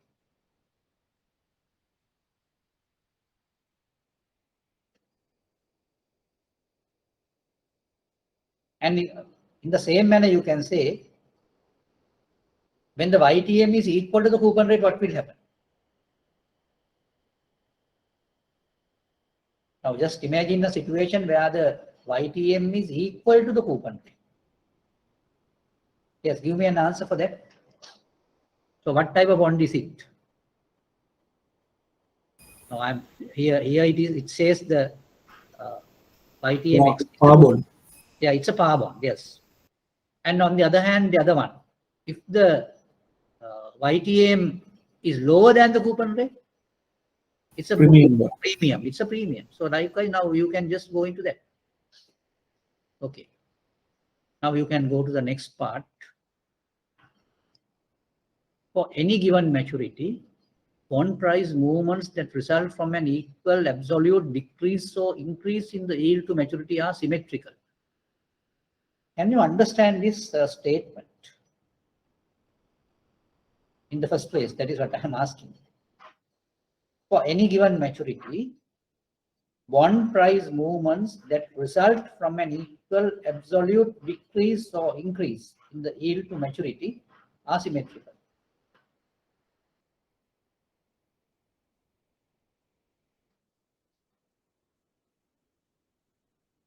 Now, with the meaning, if you can give an answer, I am very happy. I will be very happy for that.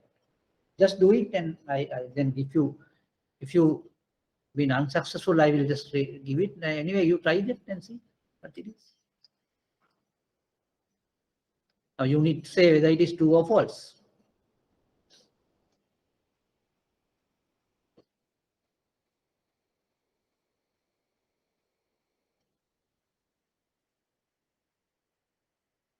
That means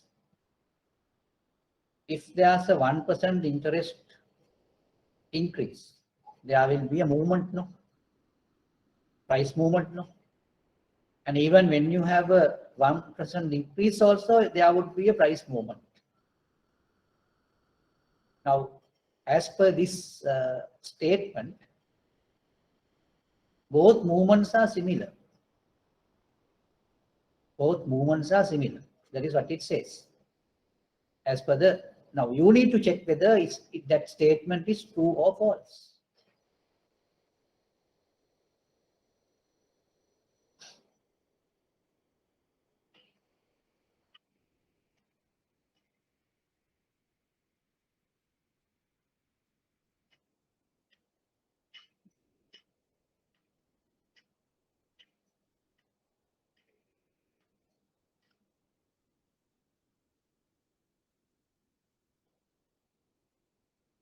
Now, on the face of it, you might have a different decision. Anyway, It's a false, no? False. Pardon? False. You say it is false. Any others what to say? Because there's an inverse relationship, no? Yeah, very good. I mean, you are listening also. Anyway, but I'm just waiting for the others' response. Now what you say is it is false, right? What the others say?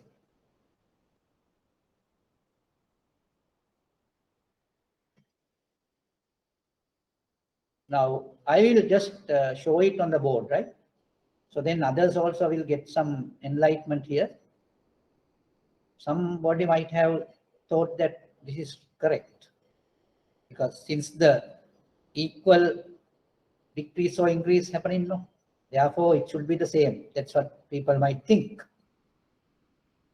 If the real fundamentals are not known, a person can fairly think in that manner also. There's no issue, but I will show you why it is happening like that. Since I first of all, this particular statement is false, right? The correct answer is that. Then I will show you why.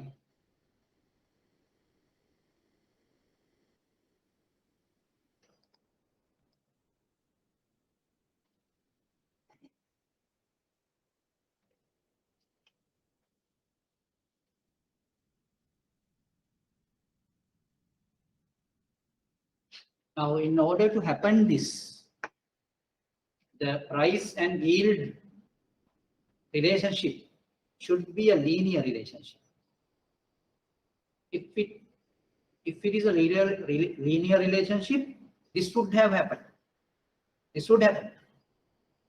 Since it's not a linear relationship, it would not happen. Therefore, it is wrong. Now, I will show it this way. Now, this is the yield and price.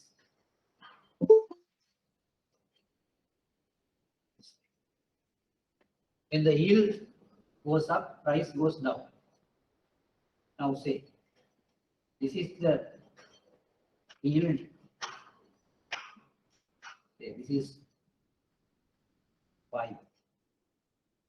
It can go down by this amount. So,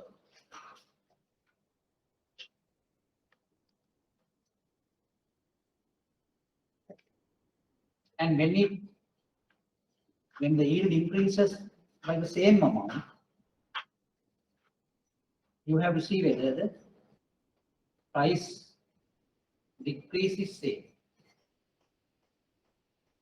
Either this amount or this level, and these two things are similar. It should not be similar because this is a curve.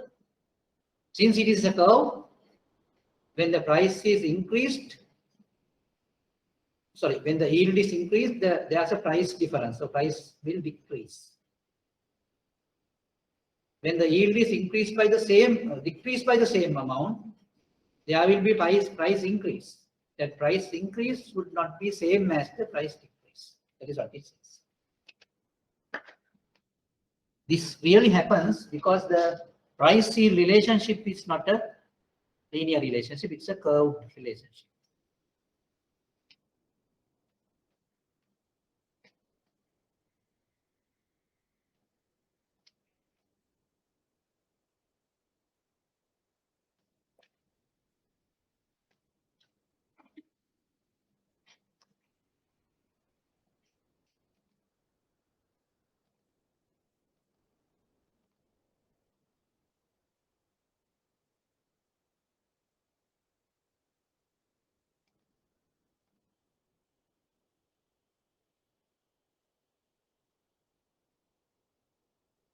Right, now we go to the next one.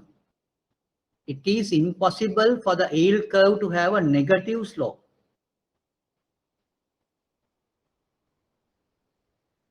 It is impossible for the yield curve to have a negative slope.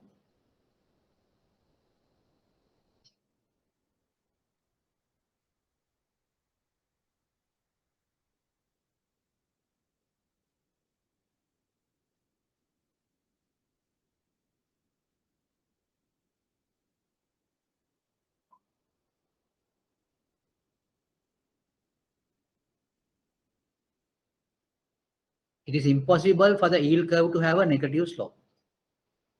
I think that is also not a difficult question. So you can say whether it is true or false without much issue.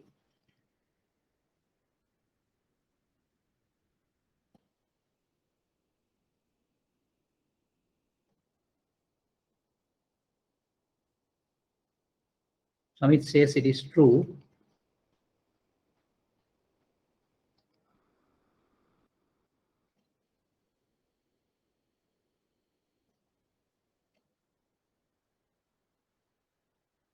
What about the others?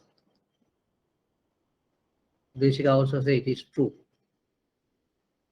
Now, have you understood the situation clearly? What does it mean?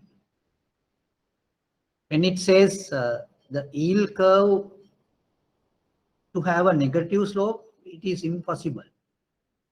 What is the meaning of a negative slope? Negative slope is when the time goes high and high, or when the time is increasing, yield would come down. So that is the representation of a negative yield curve, negative yield curve. We call it a negative yield curve. Can we say that it could not happen? It is little peculiar, that's okay, but we can't say it won't happen. It might happen sometimes. Therefore, it is not false. Then sorry, it is impossible to have a negative slope is false. You can't say that. There's a possibility of having a negative yield curve. That's a possibility, even though it is peculiar. So that means you might get lower interest rates for longer term. That is what it means. There are situations.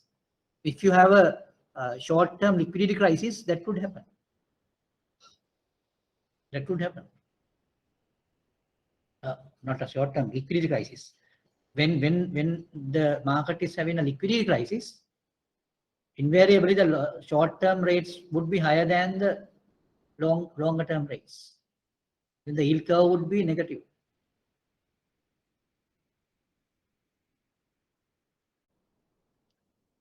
Coming back to the session now, we will go to the question.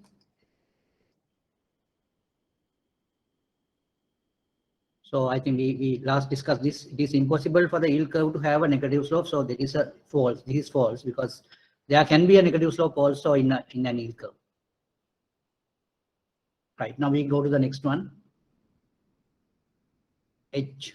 A 70 asset portfolio has 2,410 unique covariance terms. Now there's a small calculation involved here. So can you arrive at that calculation and just say whether it is true or false?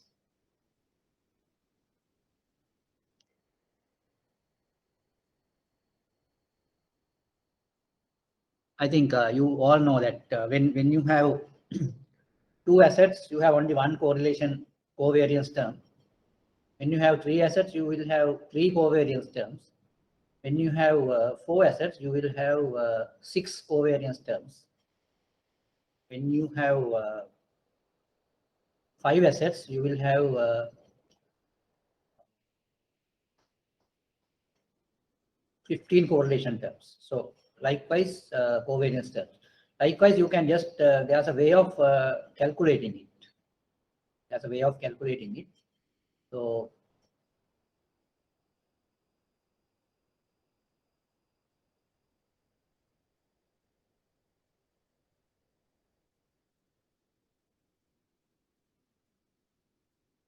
can you come up with the answer now? You need, first of all, you need to say it is true or false, and just give an give a justification.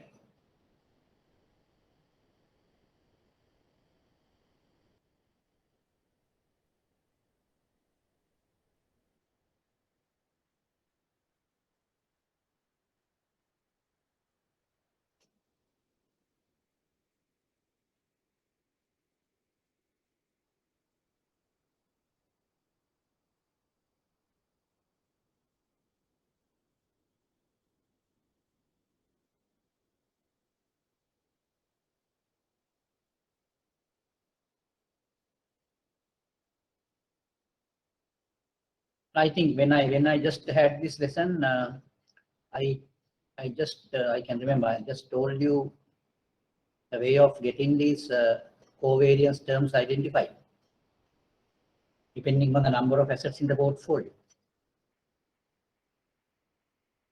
Now, when you have 2 assets in a portfolio, you have only 1 covariance terms. And when you have 3 assets, you will have 3 covariance terms.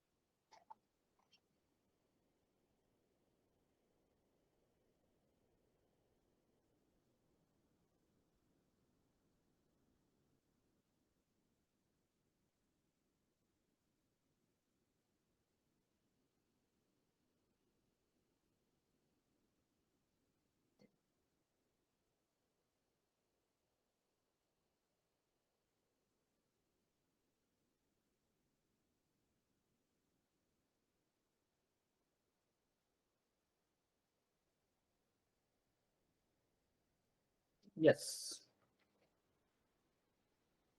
Just check.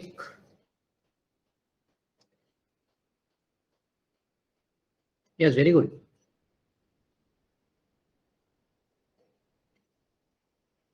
Samit has given the answer. Others also should come with the answer. Because since it is a quantitative problem, so you need to know how to do it. Samit has taken the answer and he said it is false. The answer comes as 2415, not as 2110. Therefore, the answer is wrong. So therefore, it is false. And this way is okay, I think. I really appreciate this way of answering.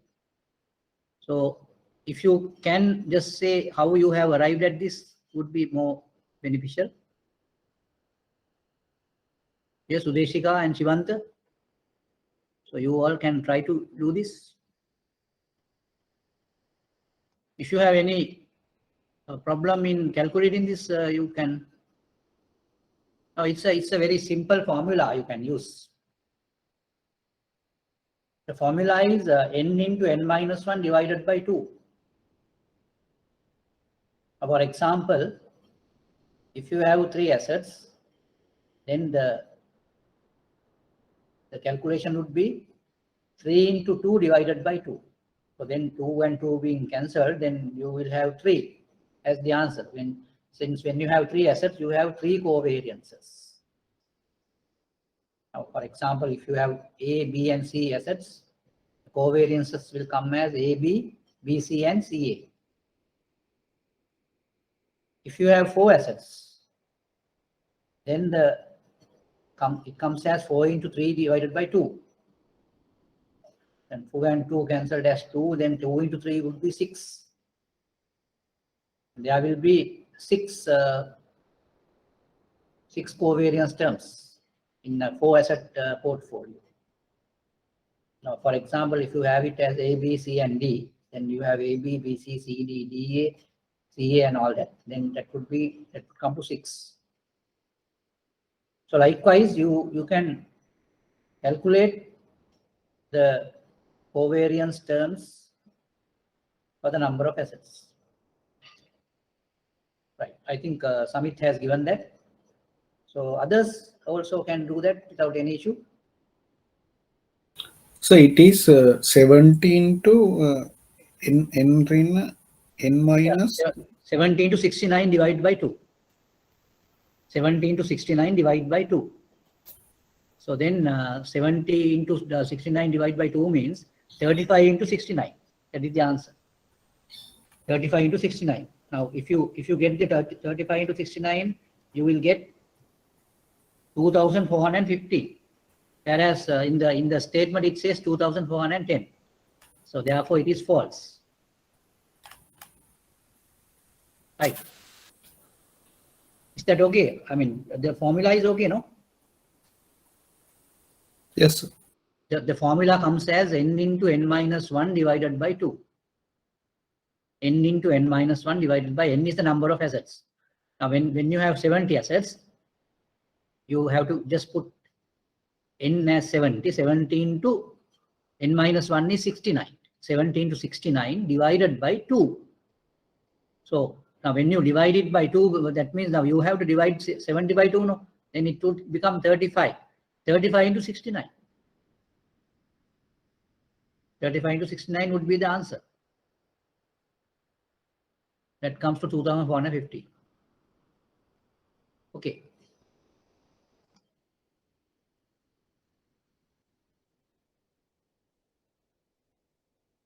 Right, now we will go to the next question. Right. Portfolios of securities contain less unsystematic risk than individual securities.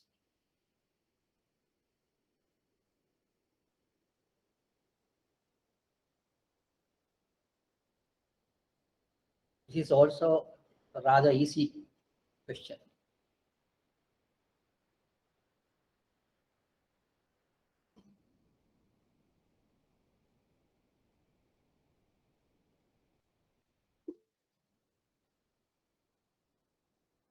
In general, you need to get the statement in general terms. Then you would have to say true or false.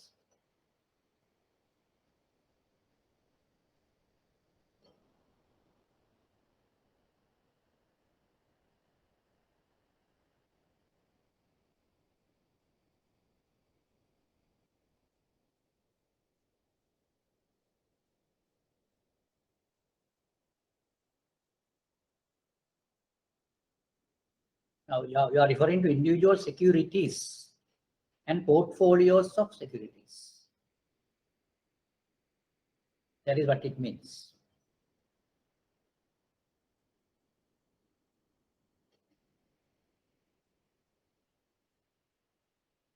And they are referring to unsystematic risk.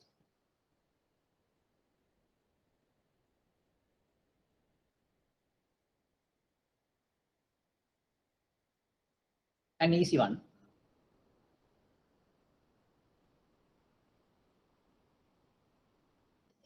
Yes. Just to look at the answers. Sanka, Asiri, Harsha, all says it is true. Yes, correct. It is true. What is the explanation? What is the justification?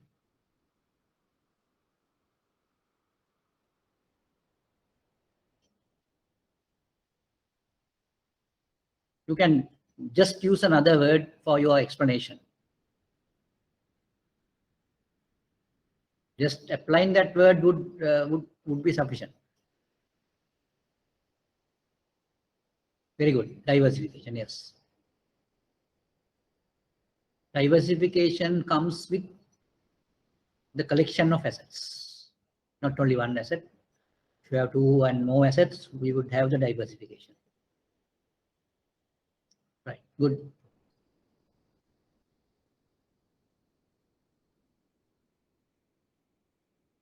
And you will now see that these things are not that difficult. It's only a matter of putting the things in a true or false basis and give a brief explanation. That explanation also would be sufficient with relevant words. You need to apply the relevant words. The application of that word would be sufficient.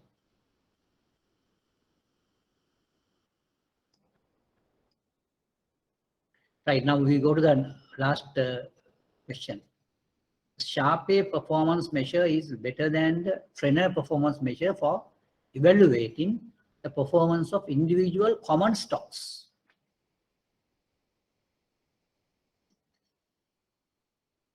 Individual common stocks.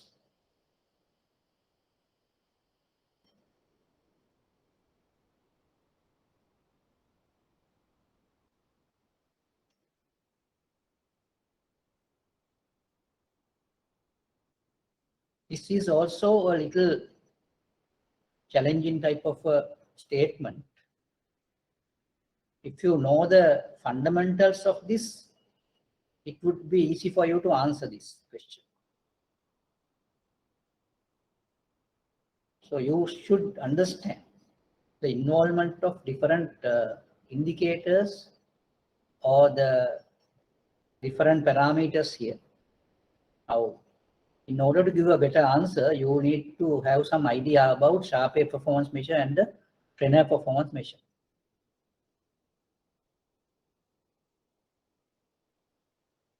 Right. First of all, you just tell something about true, whether it is true or false.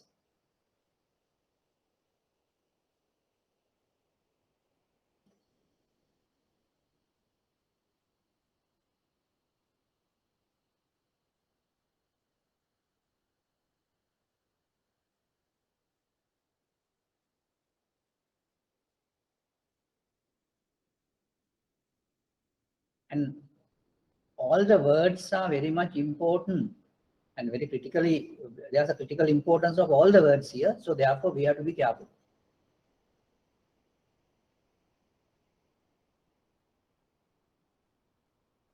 And what is Sharpe performance measure? It is equal to portfolio return minus risk-free return. Or in other words, we call it the risk premium divided by total risk, that is the standard deviation of the portfolio. Now that will give the Sharpe performance measure. Now there you talk in terms of the total risk. Total risk. And when you go into Trainer's measure, there the numerator is same as Sharpe measure. The numerator is taken as risk premium, that is the return minus the risk-free return. And it is to be divided with beta.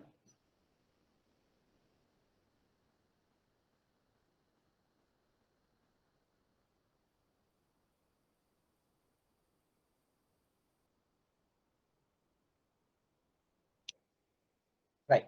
So this is the fundamental situation. So you have to go by those things and get an answer for this. So what do you say?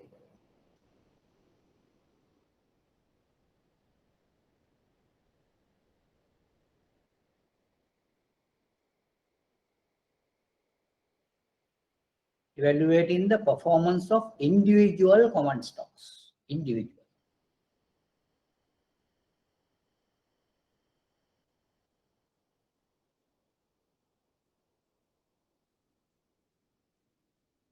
Right. Shall we check what you have said?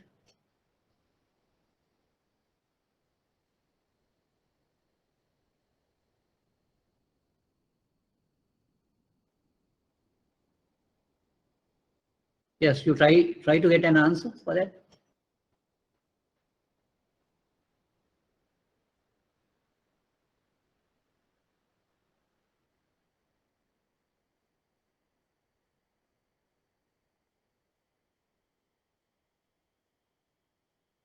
Now, in the meantime, I will just put the Sharpe performance measure and the Trainer performance measure on the board to give you a certain support in your thinking process.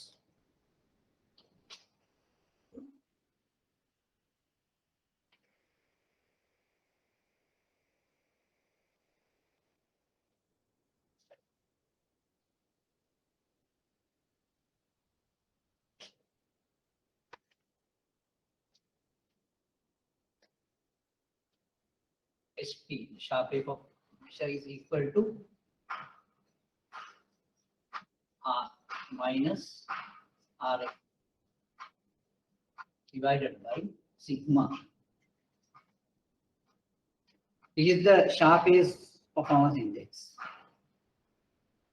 Now, Trainer's index would be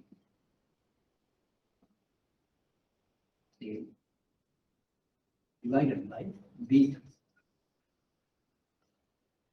These are the two measures in a symbolic form, notations. So now to try to get an answer for this and that particular statement, whether it is true or false, you have to just derive it.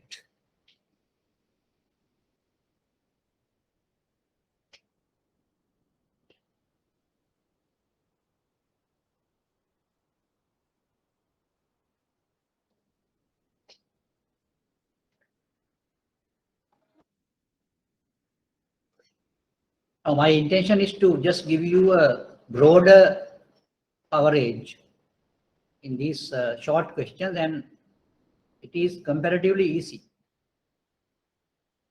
Comparatively easier than the rest of the questions. Therefore, a person with a reasonable understanding about the fundamentals would be in a position to score a higher level of marks in this question. That is the idea. Samit is telling it is false, yes. But what others say? What do the others say?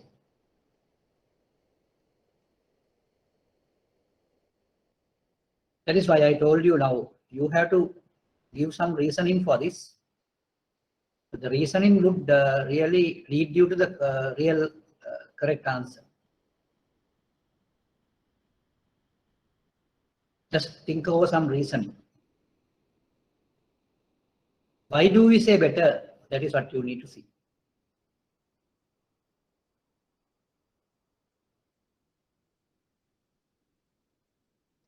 Which also said it is false.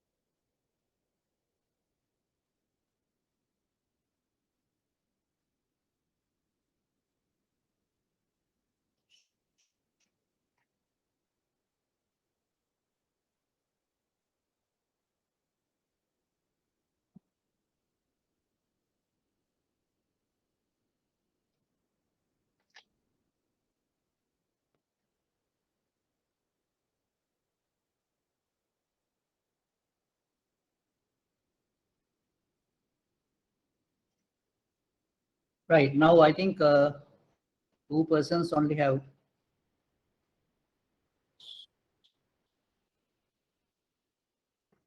Samit, what is your answer, whether it is true or false? Rujira said it is false, yes.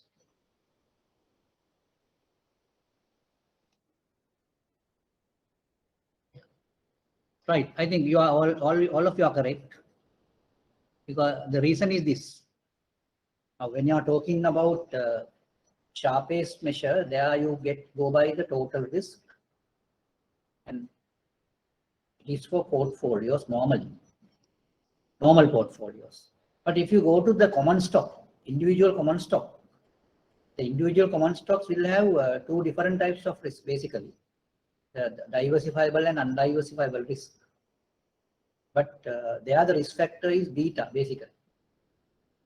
So therefore, in terms of an individual common stock, the measurement is better with sharp trainer. Whereas it says in the question it says it is better with sharpie.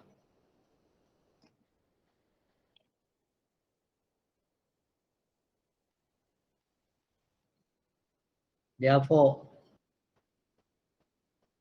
It's false. The Sharpe performance measure is better than the trainer performance measure for evaluating the performance of individual common stocks.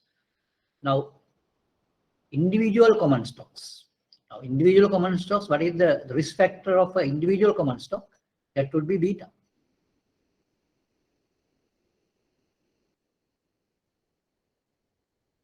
Beta will be the representative of a common stock, because the terms of risk.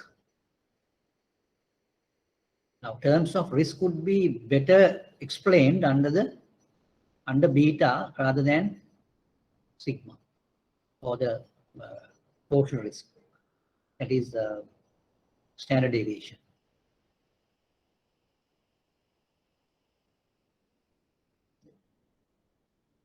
And this is individual, no? That is the other issue. But now, when you take into consideration the Sharpe, that is actually more biased on the portfolios. But here it says individual common stocks. Right. Any questions on that?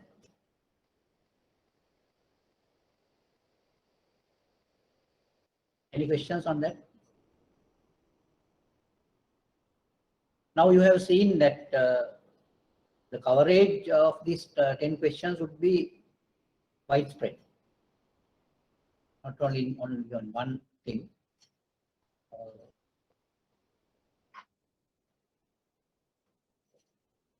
You have to, we have gone through the yield curve, then asset portfolios, systematic risk, unsystematic risk, performance measurement, treasury bonds, several discount model. Then you have AAA, AA, C the type of bonds, and expected rate of return. All these things being taken into consideration in this, and you should expect that a wide coverage of subject areas would be there in the question number 1. Even though coverage is widespread, but rather simple type of questions would come there. Then you have an easier task or easier chance of getting marks for that. So therefore, you all should try this question. If you just omit that, you would lose 40 marks. That's too expensive for you to lose it. So therefore, you all try to, all of you should attempt that question. I will not put a restriction there, because the answering of the question number 1 would be compulsory or whatever. I don't say that. But anyway, if you don't answer that, then you will lose 40 marks. It's the value that twice the other questions.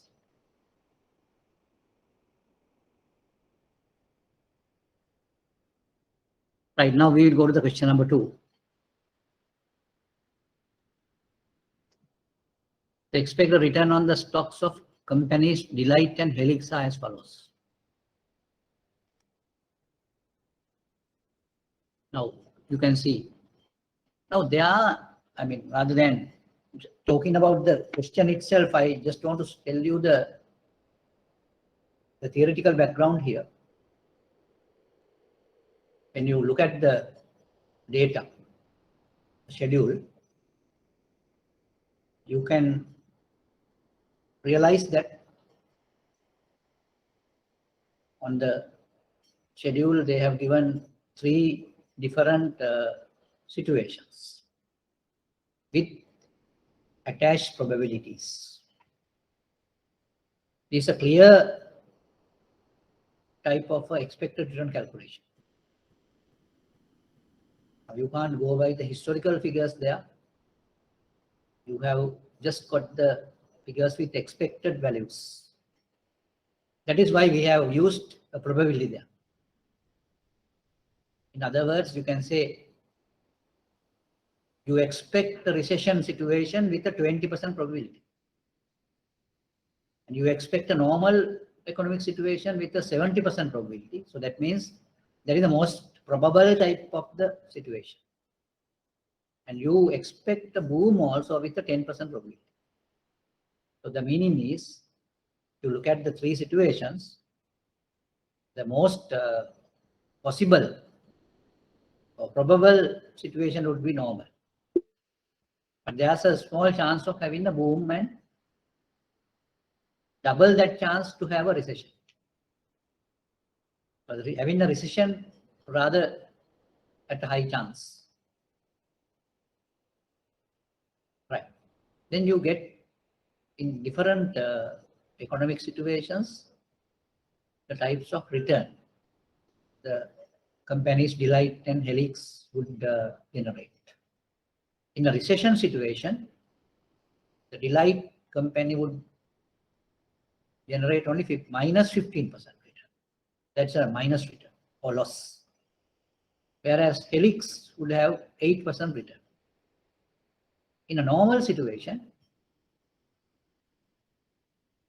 the Delight would have a 10% return and Helix would have a 14% return. And in a boom situation, Delight would have a 30% return and Helix would have 15% return.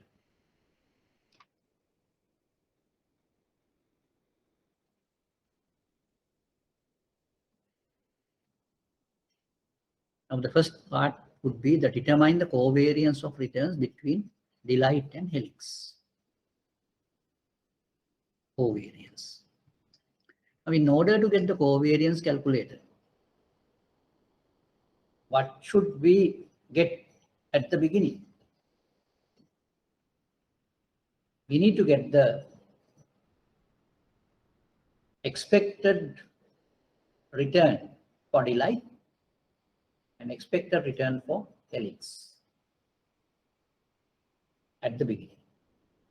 So then after getting the expected return for Delight and expected return for Helix, what we need to do is we need to deduct from each return, each appropriate, so that's, you can say Delight.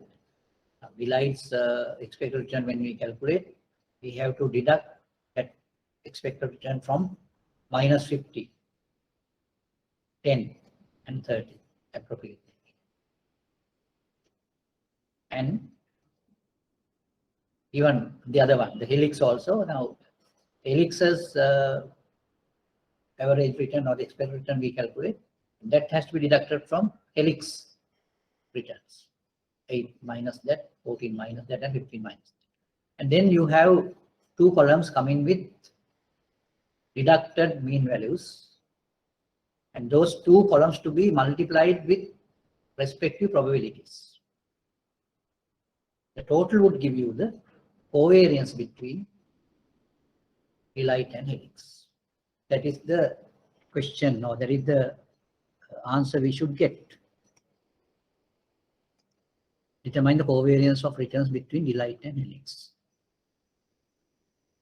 So in order to do that, we have to arrange a certain work schedule or worksheet. I mean, in a particular way, if you arrange that, it would be easy for you to do that. And you can really avoid mistakes by arranging the worksheet in the proper manner.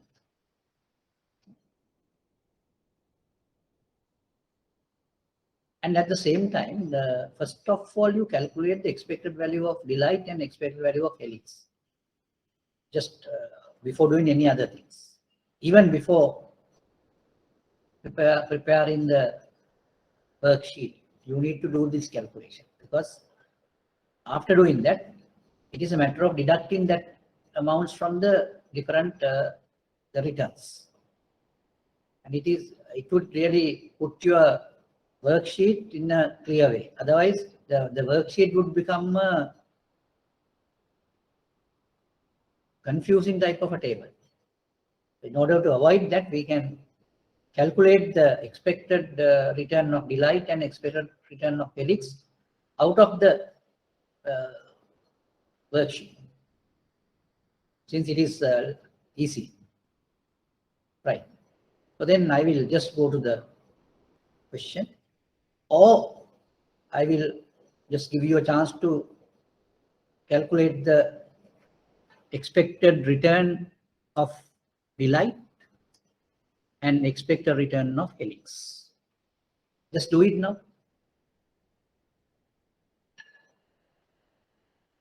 Now, first of all, we are going to calculate the expected return of delight.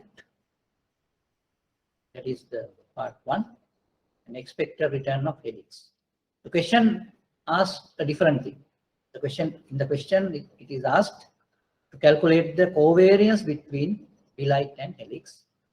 To do that, first of all, we need to calculate the expected return of delight and expected return of helix. That we do now. Yes, do the calculation now.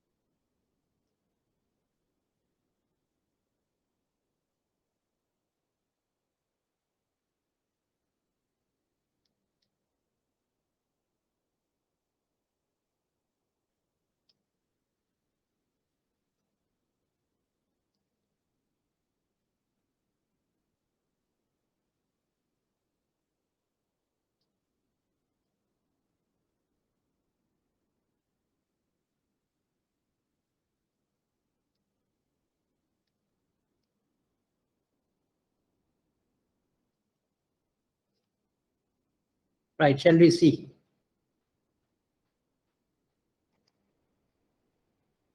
Yes, Swami. Yes, Sudeshika, we will do that. Model paper will be sent.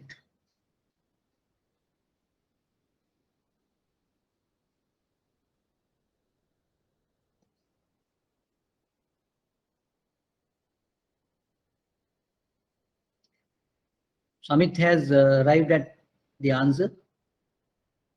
It is correct, I think. Yes. That is the now delight's expected return and the helix expected return. Now, after getting that, we can just arrange for the worksheet, because you have calculated the expected value of returns of delight and expected value of returns of helix.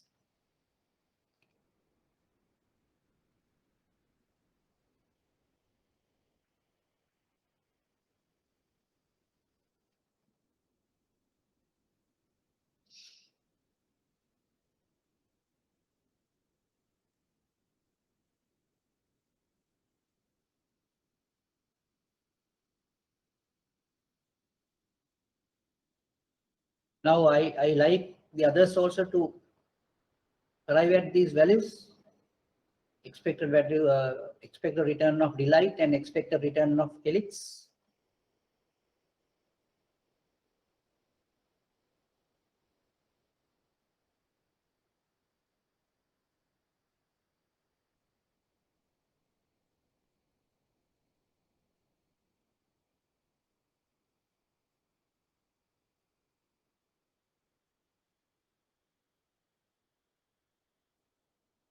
Yes.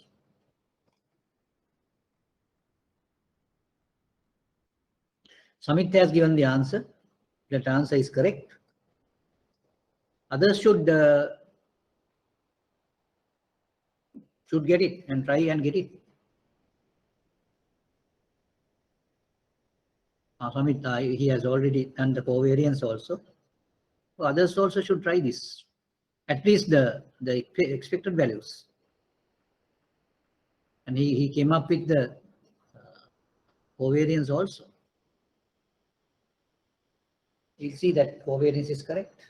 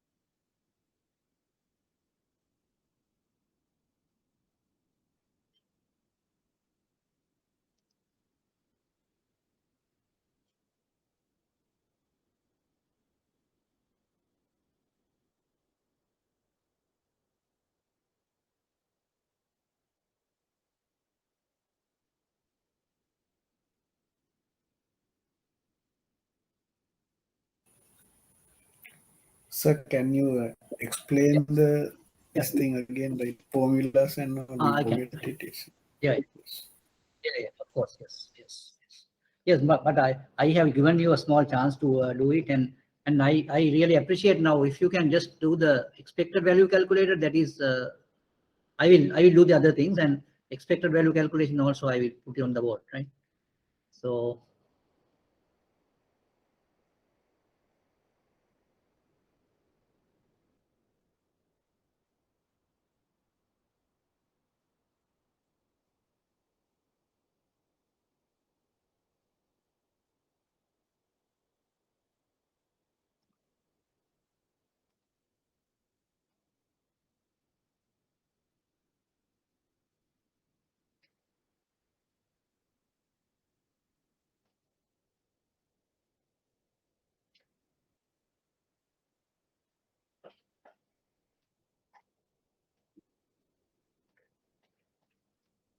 we have delight and helix returns. Then the probabilities are there.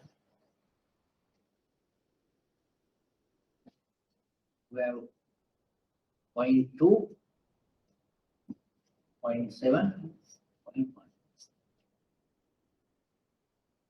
It says session.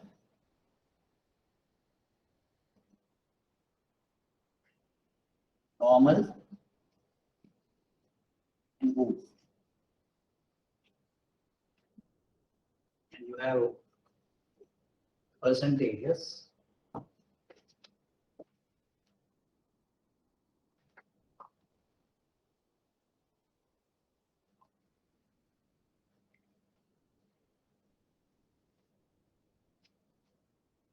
Minus 50, 10, 30, 8, 40, 50. Right, these are the values.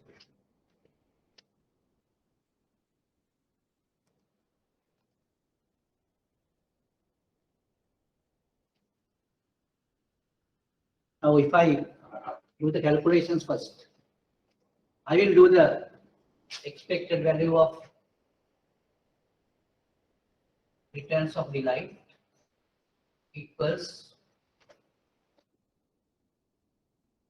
Now, what we need to do is we need to multiply the probability with the respective return. So, since these are percentage, I have taken it as 15 itself. There's no issue. Then ultimately we have to put the percentage mark. 0.2 into minus 15 plus 0.7 into 10 plus 0.1 into 30. That is the expected value of delight return, returns of delight, ERD. So minus 2 into 15 means 0.2 into 15 means 3. Minus, here you get 7. 0.7 into 10 is 7. And you get 0.1 into 30 is 3. 3 and 3 cancelled and the answer is 7. So expected value of returns of delight would be 7. As a percentage, we put 7%. So for the time being, we can keep it as it is, 7. And we can just have the ERX also calculate, H also calculate, Helix also calculated. That is 0.2 into 8 plus 0.7 into 15. 14, sorry. 0.7 into 40 plus 0.1 into 15.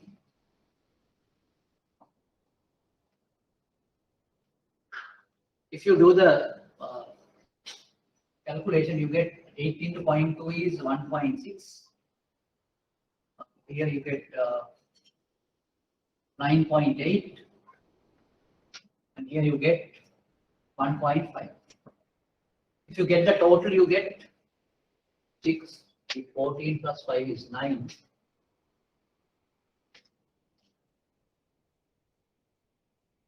19.9.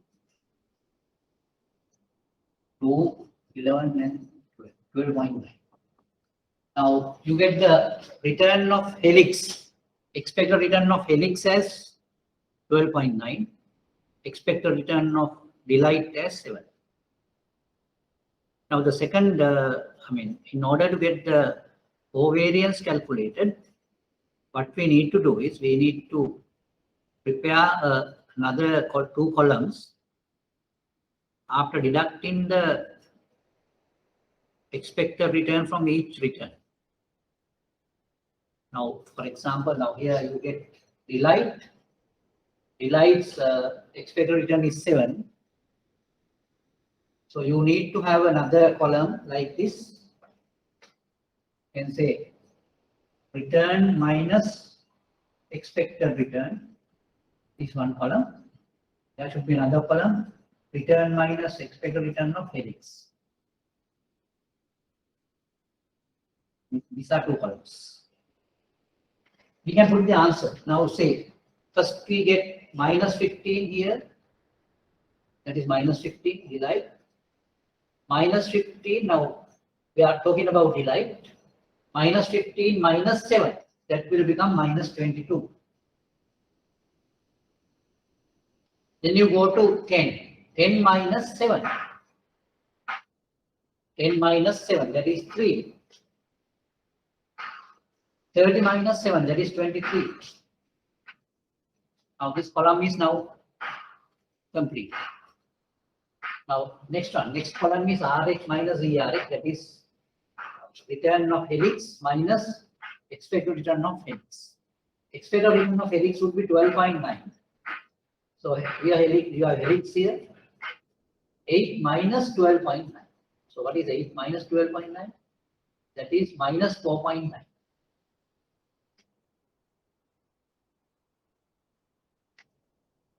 Then 14 minus 12.9. That is 1.1.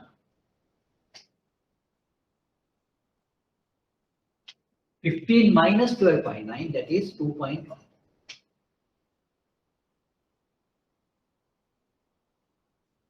I think it is clear enough. Now what we should do now? We need to get another column which we can have the multiplication of. So I can just put the numbers for these columns. Column number 1 here, column number 2 here. Sorry, this is 2 and 3. Column number 2, column number 3. This is column number 1. Column number 1 refers to the probabilities.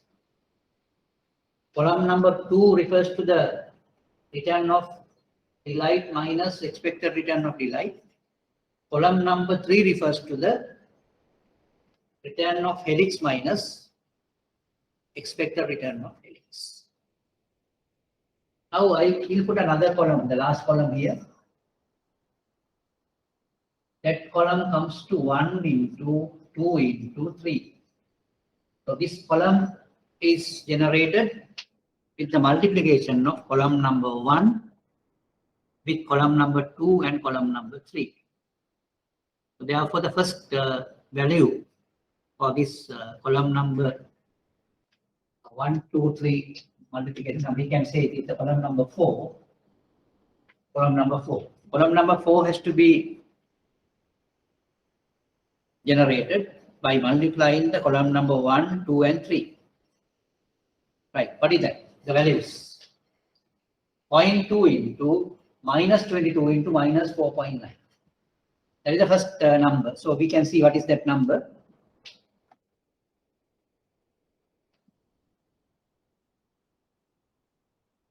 Point 2 into minus 22 into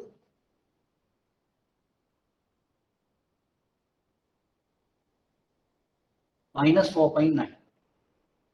Now you can see there are in the multiplication there will be 2 minus marks, so that will become plus with the multiplication. So the answer would be a positive figure, that is 21.56.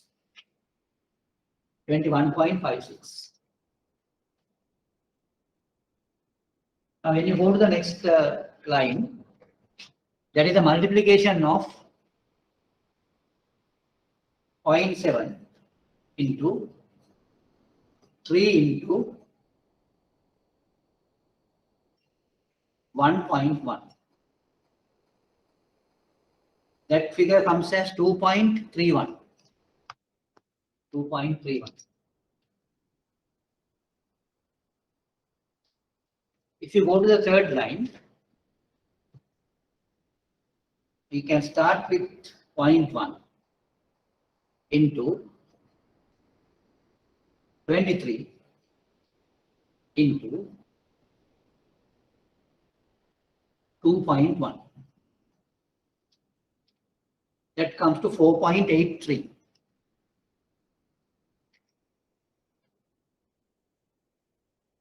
Now we need to get the covariance calculator.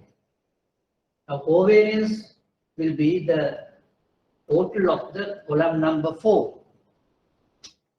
Covariance is the total of the column number 4.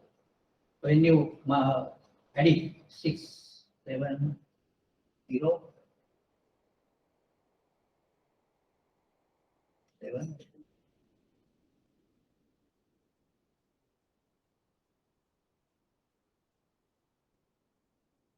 The answer would be 28.7. 28.7 is the figure, the covariance between the returns of delight and helix comes as 28.7. Anything you need to clarify on this? The calculation?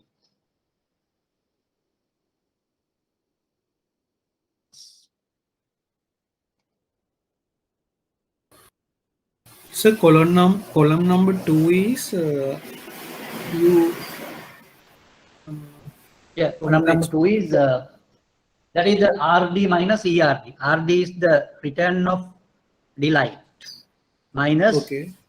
expected return of delight. RD. Now, return of delight is taken as minus 15, 10, and 30, no? In that Yes. column, earlier column. So then Yes. minus ERD we have calculated as 7, no? So then Yes. minus 15 minus 7 is minus 22. That's how it comes. Now, in the next column, if you take the column number 3, that comes Yes. as return of helix minus expected return of helix. Right. Okay. Then last Now, column I is last we column can't is see the multiplication. Now you have to multiply the probability column, that is column number 1. Column Okay. number 1 into column number 2 into column number 3.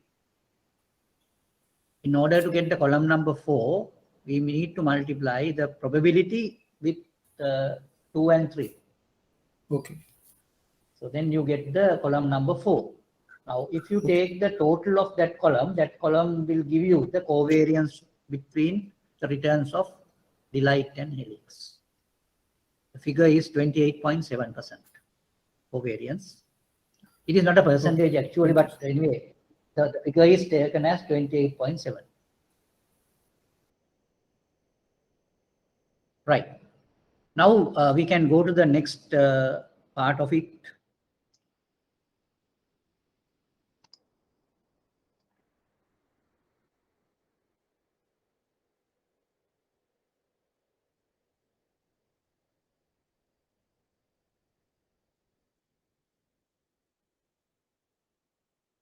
Then the covariance, we have arrived at the covariance figure, that is 28.7.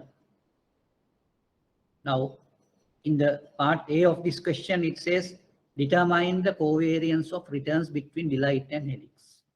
Now we have already done it. Now we go to the second part.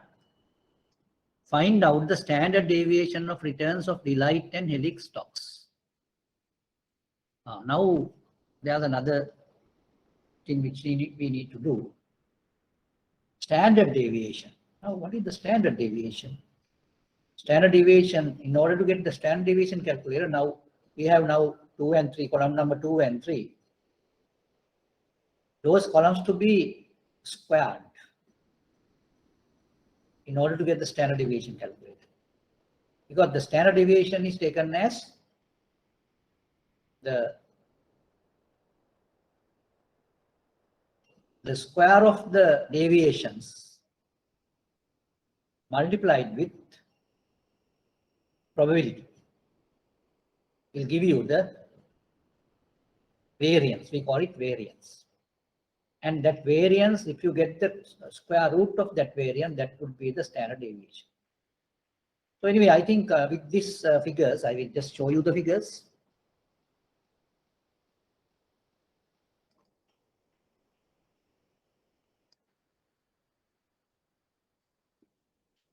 To take the figures here. Now, what you need to do in order to get the standard deviation calculated, now this column number 2 and 3 has to be squared. Has to be squared.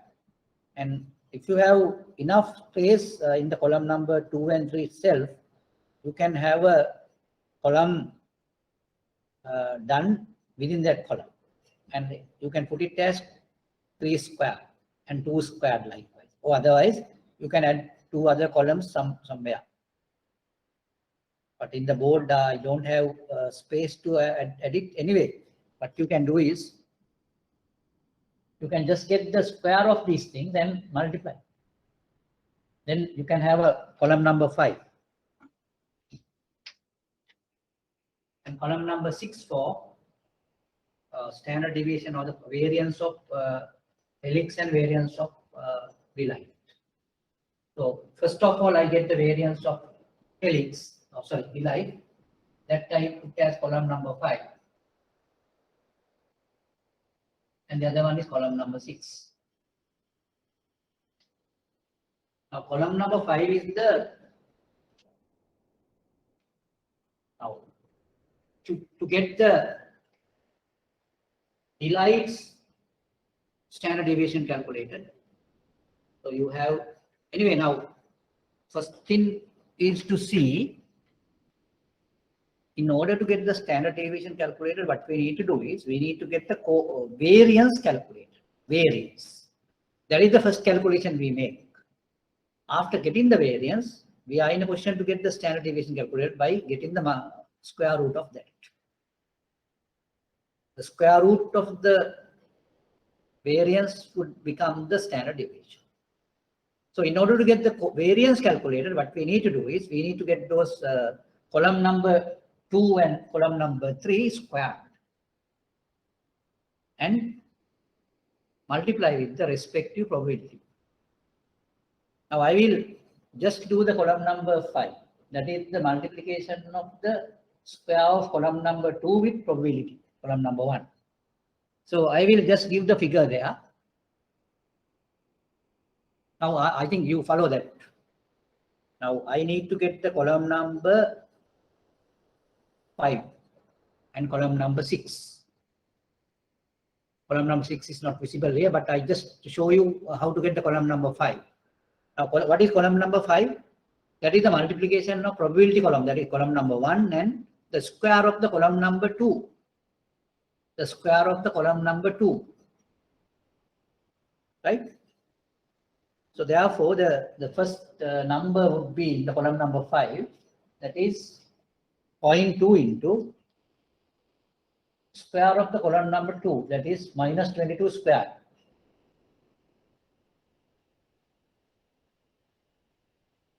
Right. That is the figure would be 484. 484. Sorry, not 484, no, 96.8. 96.8 would be the figure there. Then if you go to the second line, that is 0.7 into square of the second column. 3. What is 3 square? That is 9. 0.7 into 9. That comes to 6.3.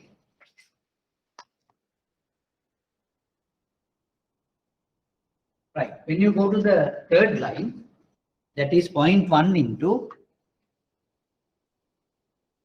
0.1 into the square of the second column, that is 23. 0.1 into 23 square. That is 52.9.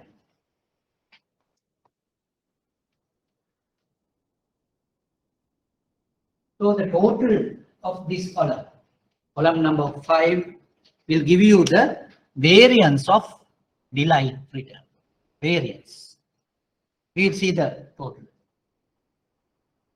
96.8 plus 6.3 plus 52.9.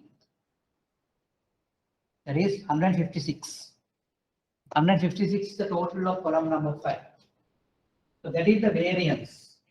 We can say variance. Variance of delight equals to 156. Then standard deviation of delight is square root of this. Square root of 156, that is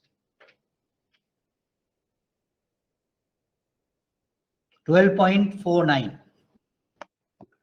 12.49.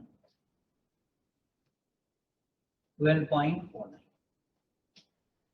Right. Now, in the same manner, you can calculate the square variance of helix. How do you get the variance of helix? You have to have a column 6, that is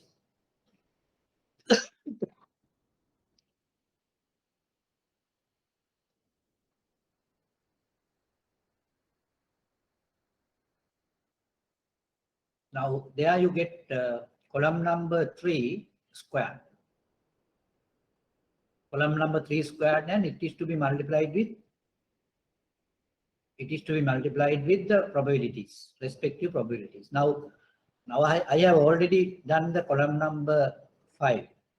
That is the square of column number 2. Now you have to just add the column number 6. That is the square of column number 3, and it is multiplied with the probability. Right? But only thing is now it is not visible here. I have just done the column number 5. Column number 6 you have to develop there, and I will give you the figures there. Right? I will give you the figures for column number 6.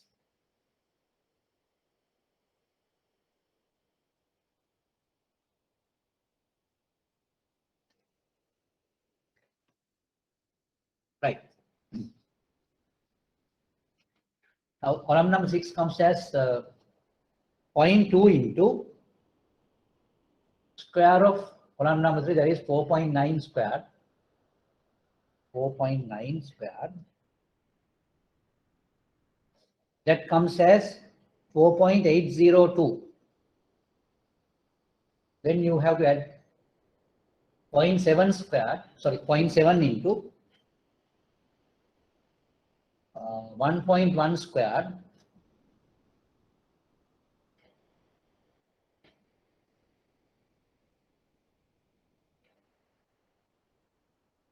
Then you have to add 0.1 into 2.1 squared. Altogether, it would come as 6.09. 6.09 is the total of column number 6. And that is the variance of helix. Variance of helix is 6.09.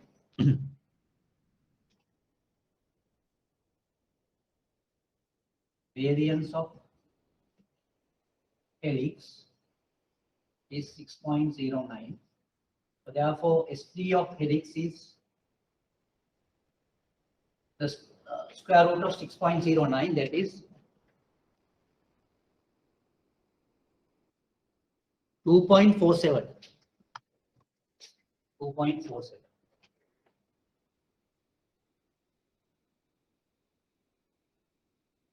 Now, our calculation, the second calculation is the standard deviation of delight and helix. We got the value of standard deviation of delight as 12.49 and standard deviation of helix as 2.47. Right. So that is the answer for the second part.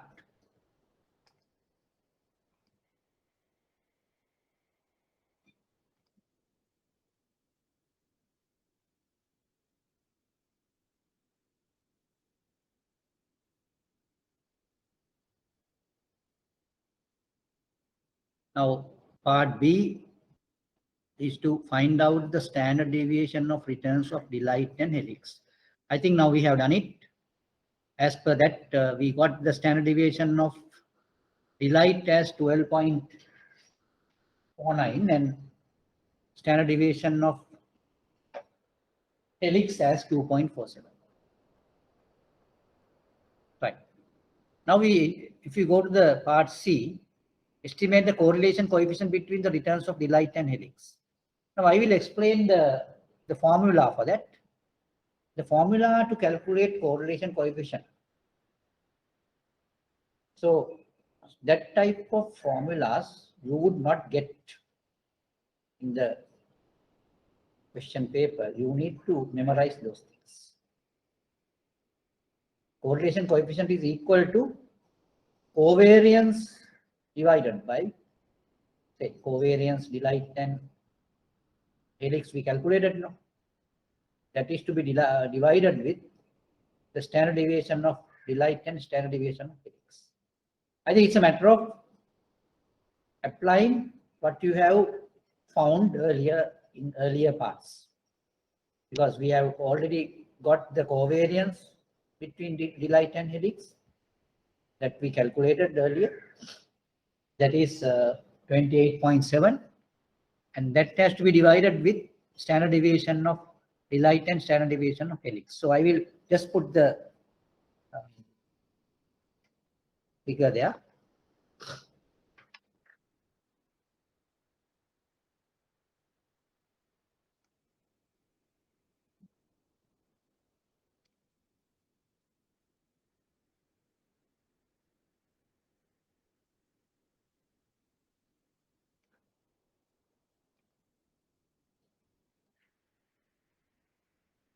Now we will see how to get the correlation, covariance, correlation coefficient.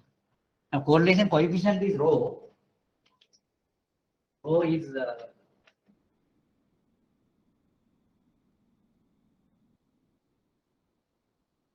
always having this relationship covariance between delight and helix divided by standard deviation of, we can say sigma d into sigma h.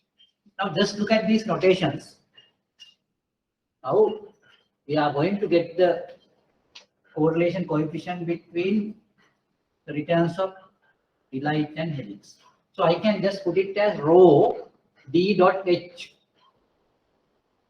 It is equal to covariance between d and h, that is the delight and helix, divided by sigma d. Sigma d is the standard deviation of delight, and sigma h is the standard deviation of helix.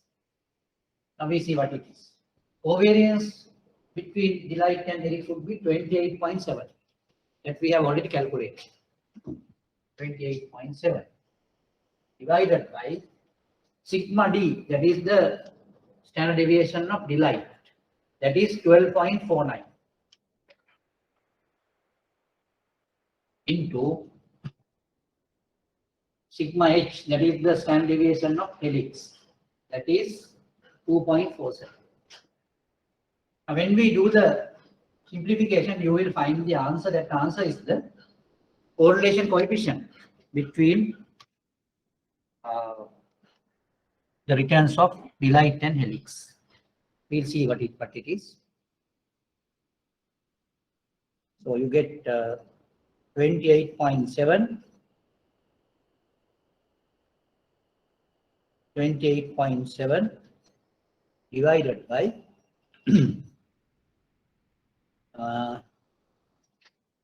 12.49, 12.49 into 2.47. Yeah, you get the answer 0.93. Get the answer as 0.93. The correlation coefficient comes as 0.93. 0.93.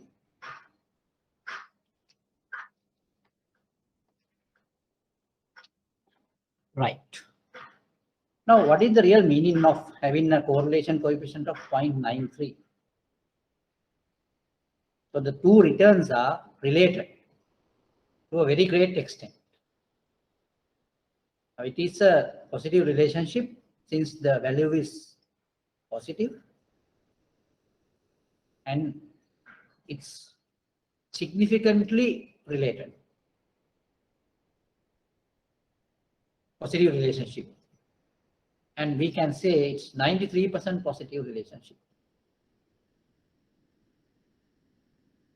And it is a significant relationship between the returns of delight and helix.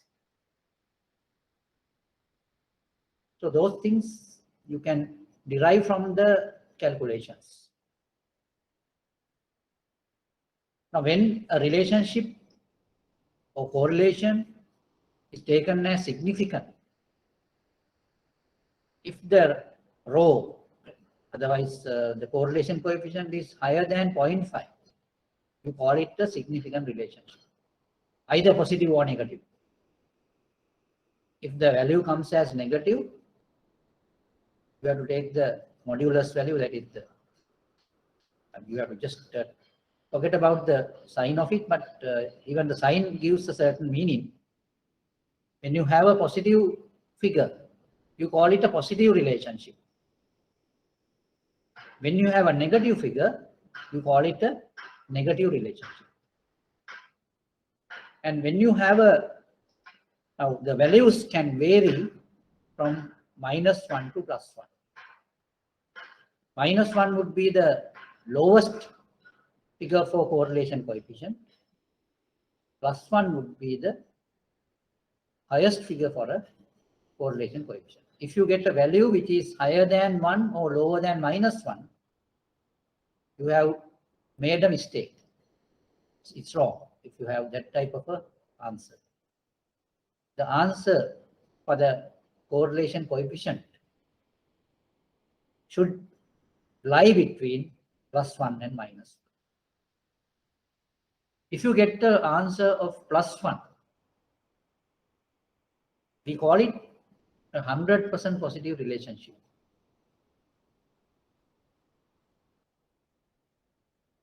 It's a proportionate relationship, 100% positive.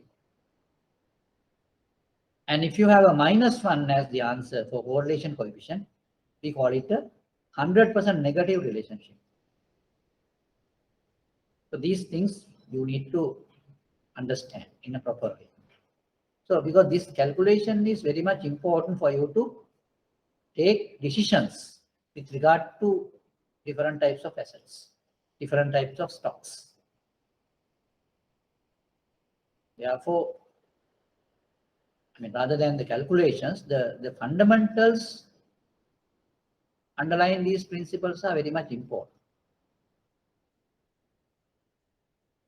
Not the calculations. Calculation has to be done because you can make use of a calculator or something, computer or whatever it is. But if you do not know the basic principles and the fundamentals, you will be nowhere. Right.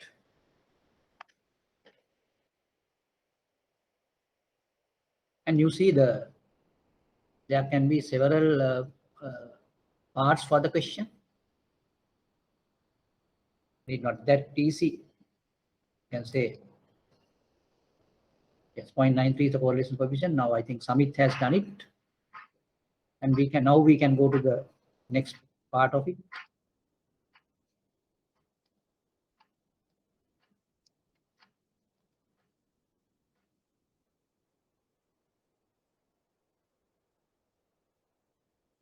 Yes. And the final part, arrive at the risk and return of a portfolio constructed with 50% of delight and 50% of helix stocks. And in order to arrive at that, you have to go for a particular formula. Now that formula gives you the portfolio risk. Portfolio risk. So that is, when you have sigma p or whatever, that is a portfolio risk. It is equal to, now here you have, say, two types of stocks, delight and helix. So if you put it as D and H, and 50% is the weight. So that means you have 50% of delight and 50% of helix in the portfolio. There are two assets. So then how are we going to get the total risk of the portfolio calculated? So the total risk or the total standard deviation is sigma p is equal to the square root of sigma d squared WD. WD is the weight, that is 0.5 square, plus sigma h squared 0.5 square, plus 2 covariance 0.5 into 0.5. 2 covariance 0.5 into 0.5. So the square root of that would give you the portfolio risk.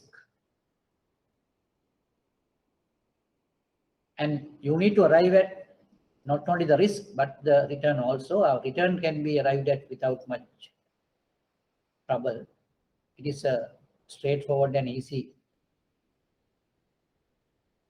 process to get the portfolio return. Because you know the returns of expected returns we have already calculated at the beginning. So we know the Delight's expected return and Helix expected return. Those returns to be multiplied with 50% each. And the total would be the total portfolio return. Right. So now we should calculate the portfolio return and portfolio risk. But how the portfolio is constructed, you need to get 50% of Delight and 50% of Helix. So that weight has to be taken into consideration in order to get the portfolio return and risk. Anyone who calculated the portfolio return?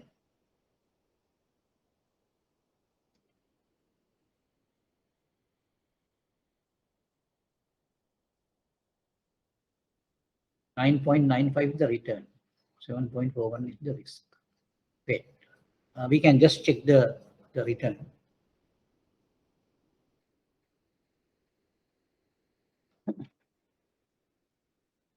Return of Delight is 12.997.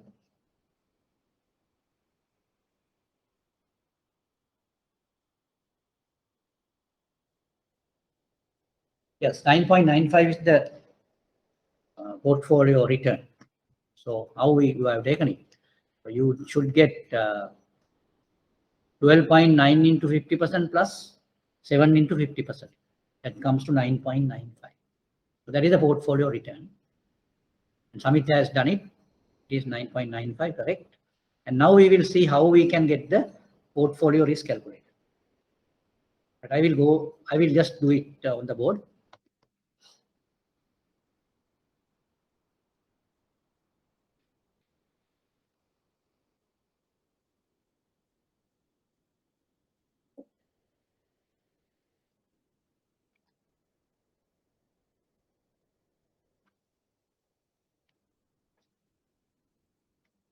Right.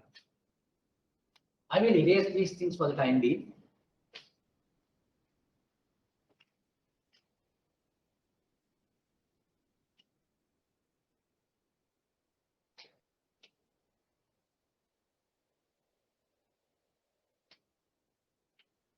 Now I just put it as sigma p. The portfolio risk is equal to square root of sigma d Delight. Sigma d squared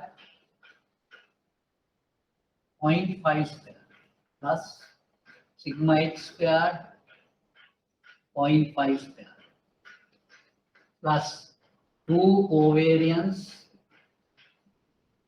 So that is the covariance we have already calculated, that is 28.7. 2 into 28.7 into 0.5 into 0.5.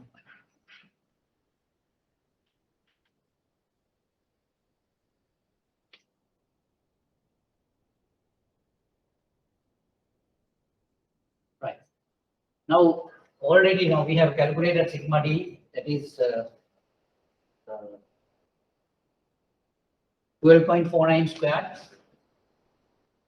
12.49 squared into 0.5 squared plus the sigma h squared, that is, yes, 2.47 square into 0.5 square into 2 plus 2 into 28.7 into 0.5 into 0.5. So I will do the calculation for you. Just look at it.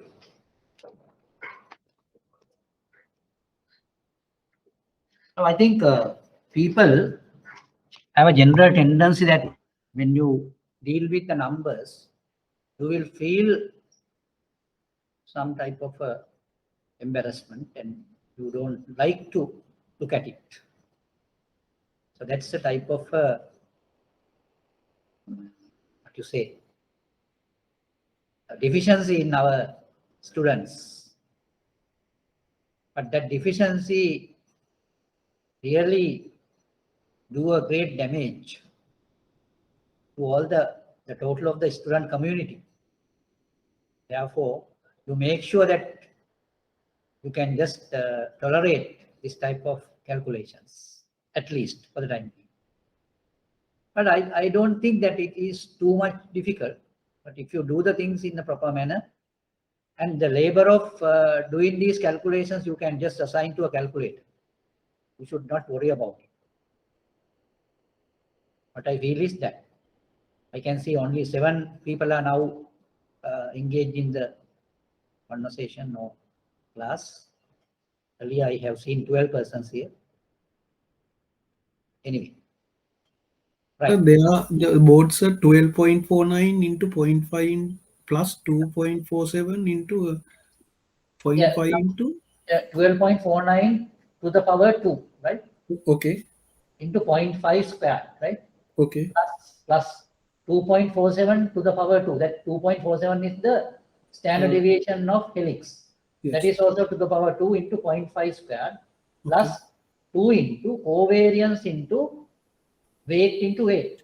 Now, 2 into covariance is 28.7 into 0.5 is the weight.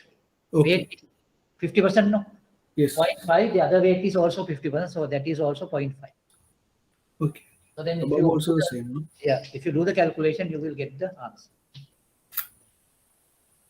We will see how the calculation can be made. 12.49 squared into 0.5 squared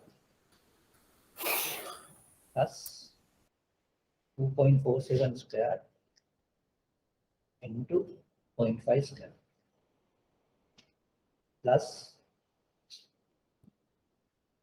2 into 28.7 into 0.5 into 0.5.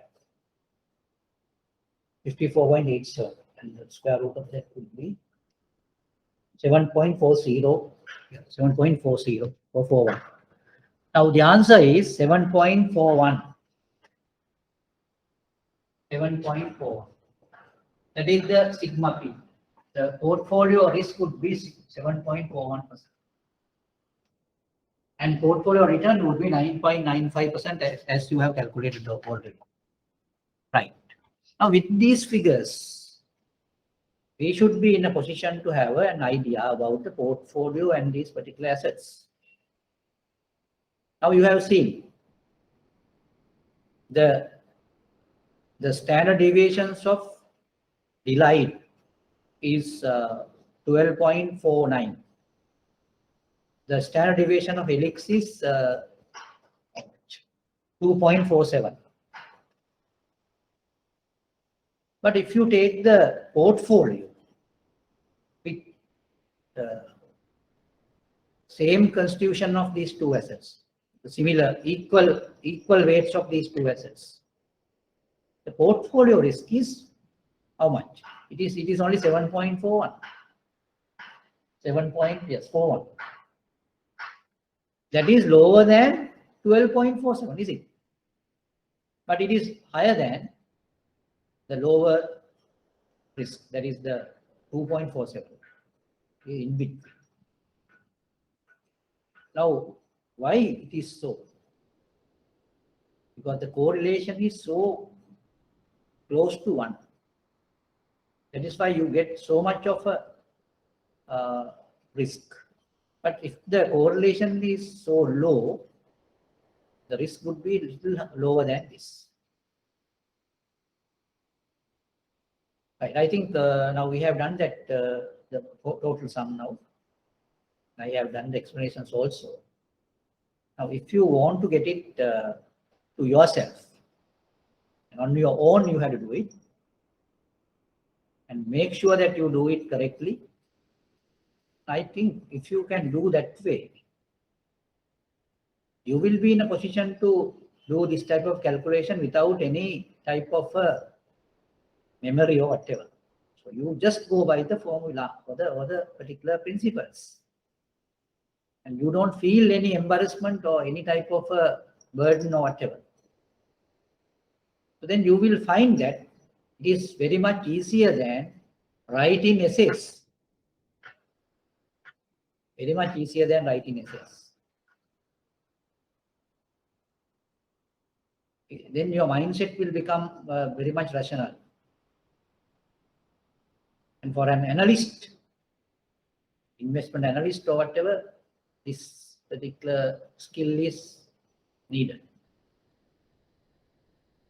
Right. Anything you need to clarify on this? With regard to this sum?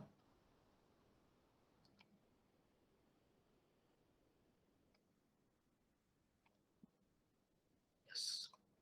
So standard deviation mean risk, no? Like, yeah, it is risk. In other words, the standard deviation really measures the variation of the return.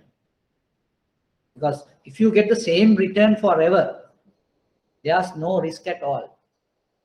But when you have a fluctuation of returns, it is taken as a risk. For example, say now you deal with some asset, and that asset will give you certain return, say monthly return. Now, in the month of January, you get a return of 10. In the month of February, you get a return of 5. In the month of March, you get a return of 15. Likewise, you have very much fluctuating type of returns. And the fluctuation can be measured through the standard deviation. Deviation means that. Deviate means it is going out from the mean. So the particular volume or the particular amount, the quantity of deviation would be taken as the risk. If the quantity of deviation is higher, the risk is higher. That is what it means. So the measurement of a risk of a stock or whatever depends on the standard deviation. When the standard deviation is higher, we call that risk is higher. But in case of stocks, when you measure through the standard deviation is the total risk. The total risk consists of the systematic and unsystematic risk. But in terms of beta also, we have some other representation of risk, and that beta represents the market risk or the systematic risk. So that is what you need to understand. So the term of risk can be applied to the stocks in two different ways. One way is the total risk perspective, where you have the systematic and non-systematic risk together. Now here we calculate the standard deviation of Delight and standard deviation of Helix. There it refers to the not only the systematic risk, but systematic and unsystematic risk both. But if you look at another way, another sum, you would get the calculation of a beta or whatever. So that beta represents the systematic risk only. So therefore, when in terms of stocks, you have two terms where you talk in terms of non-systematic risk and the systematic risk. But when you talk in terms of standard deviation, that gives the total of non-systematic and systematic risk. Do you follow that? Yes. Anything else you need to clarify on this? Anything else?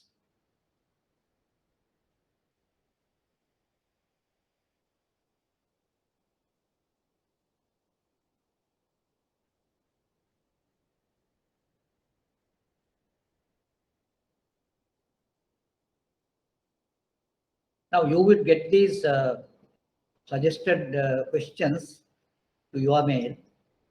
I will instruct the people to do that. And in the meantime, what you have to do is you have to see whether you are in a position to work out these things.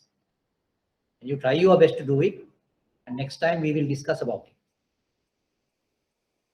Right? I think it is very much better than having answers. Now, when you have answers, what would happen is you really try to memorize the answers for the questions. It would not be fundamentally correct. And after say 1 or 2 months time, you would not get anything to your memory. Sometimes you might not be able to say what you have really learned, what type of subject areas you covered in this course. That is the fate of this at a later stage. So therefore, you should not go into that. You have to have a better understanding of all these things. And since the number of people are less here, it is very much beneficial for all of you. I mean, each of you will have a better opportunity to engage with the course. Because I can really put my attention to all of you. If you like to get that, so you would get it. So that is what I want to tell you. Right. Anything else you need to clarify on this?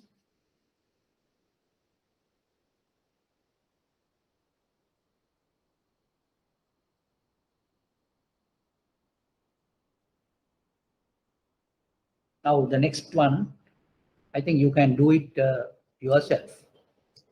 Dhanavardhana Investment Company manages a stock fund consisting of 5 stocks with following market values and betas. Market value is given and betas are also given. If the risk-free rate is 8% and the market return is 14%, what is the portfolio's equilibrium return? So I think now they are talking about the portfolio, and you have the stocks with consisting the portfolio. There are altogether 5 stocks, and the volumes are also given. Then you will be in a position to get the portfolio beta calculator. With that, you will be in a position to get the portfolio return calculator. Anyway, so that is up to you to do. And anything else you need to clarify?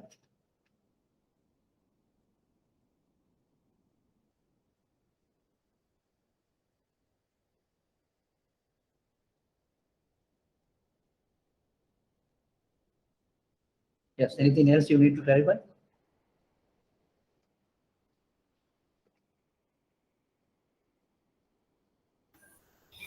No, sir. Right. I think most of you are now, just today actually, you engage with the lecture and you involved. You have done several type of exercises and all, and you might feel yourself that you have done something and you get some satisfaction. So that is what I need to tell you, and what I need to say that if you do that, that could really put you into a more beneficial trajectory. These things, and really, and as it is, I know the general tendency is that if you talk in terms of numbers, the formulas, and all that, that could not be a, people do not have that much of sense or whatever, no liking for that. So therefore, most of the people try to evade from them. But what I want to tell you is, even at the beginning, If you feel that embarrassment, just you can tolerate that for a particular period of time, and then you will see how interesting these things are. I think I really wish all of you will really get the interesting part of it, and you learn the things in a quick manner. With that, I just wind up the session today. Thank you very much, all of you, for your active participation. Thank you. Thank you.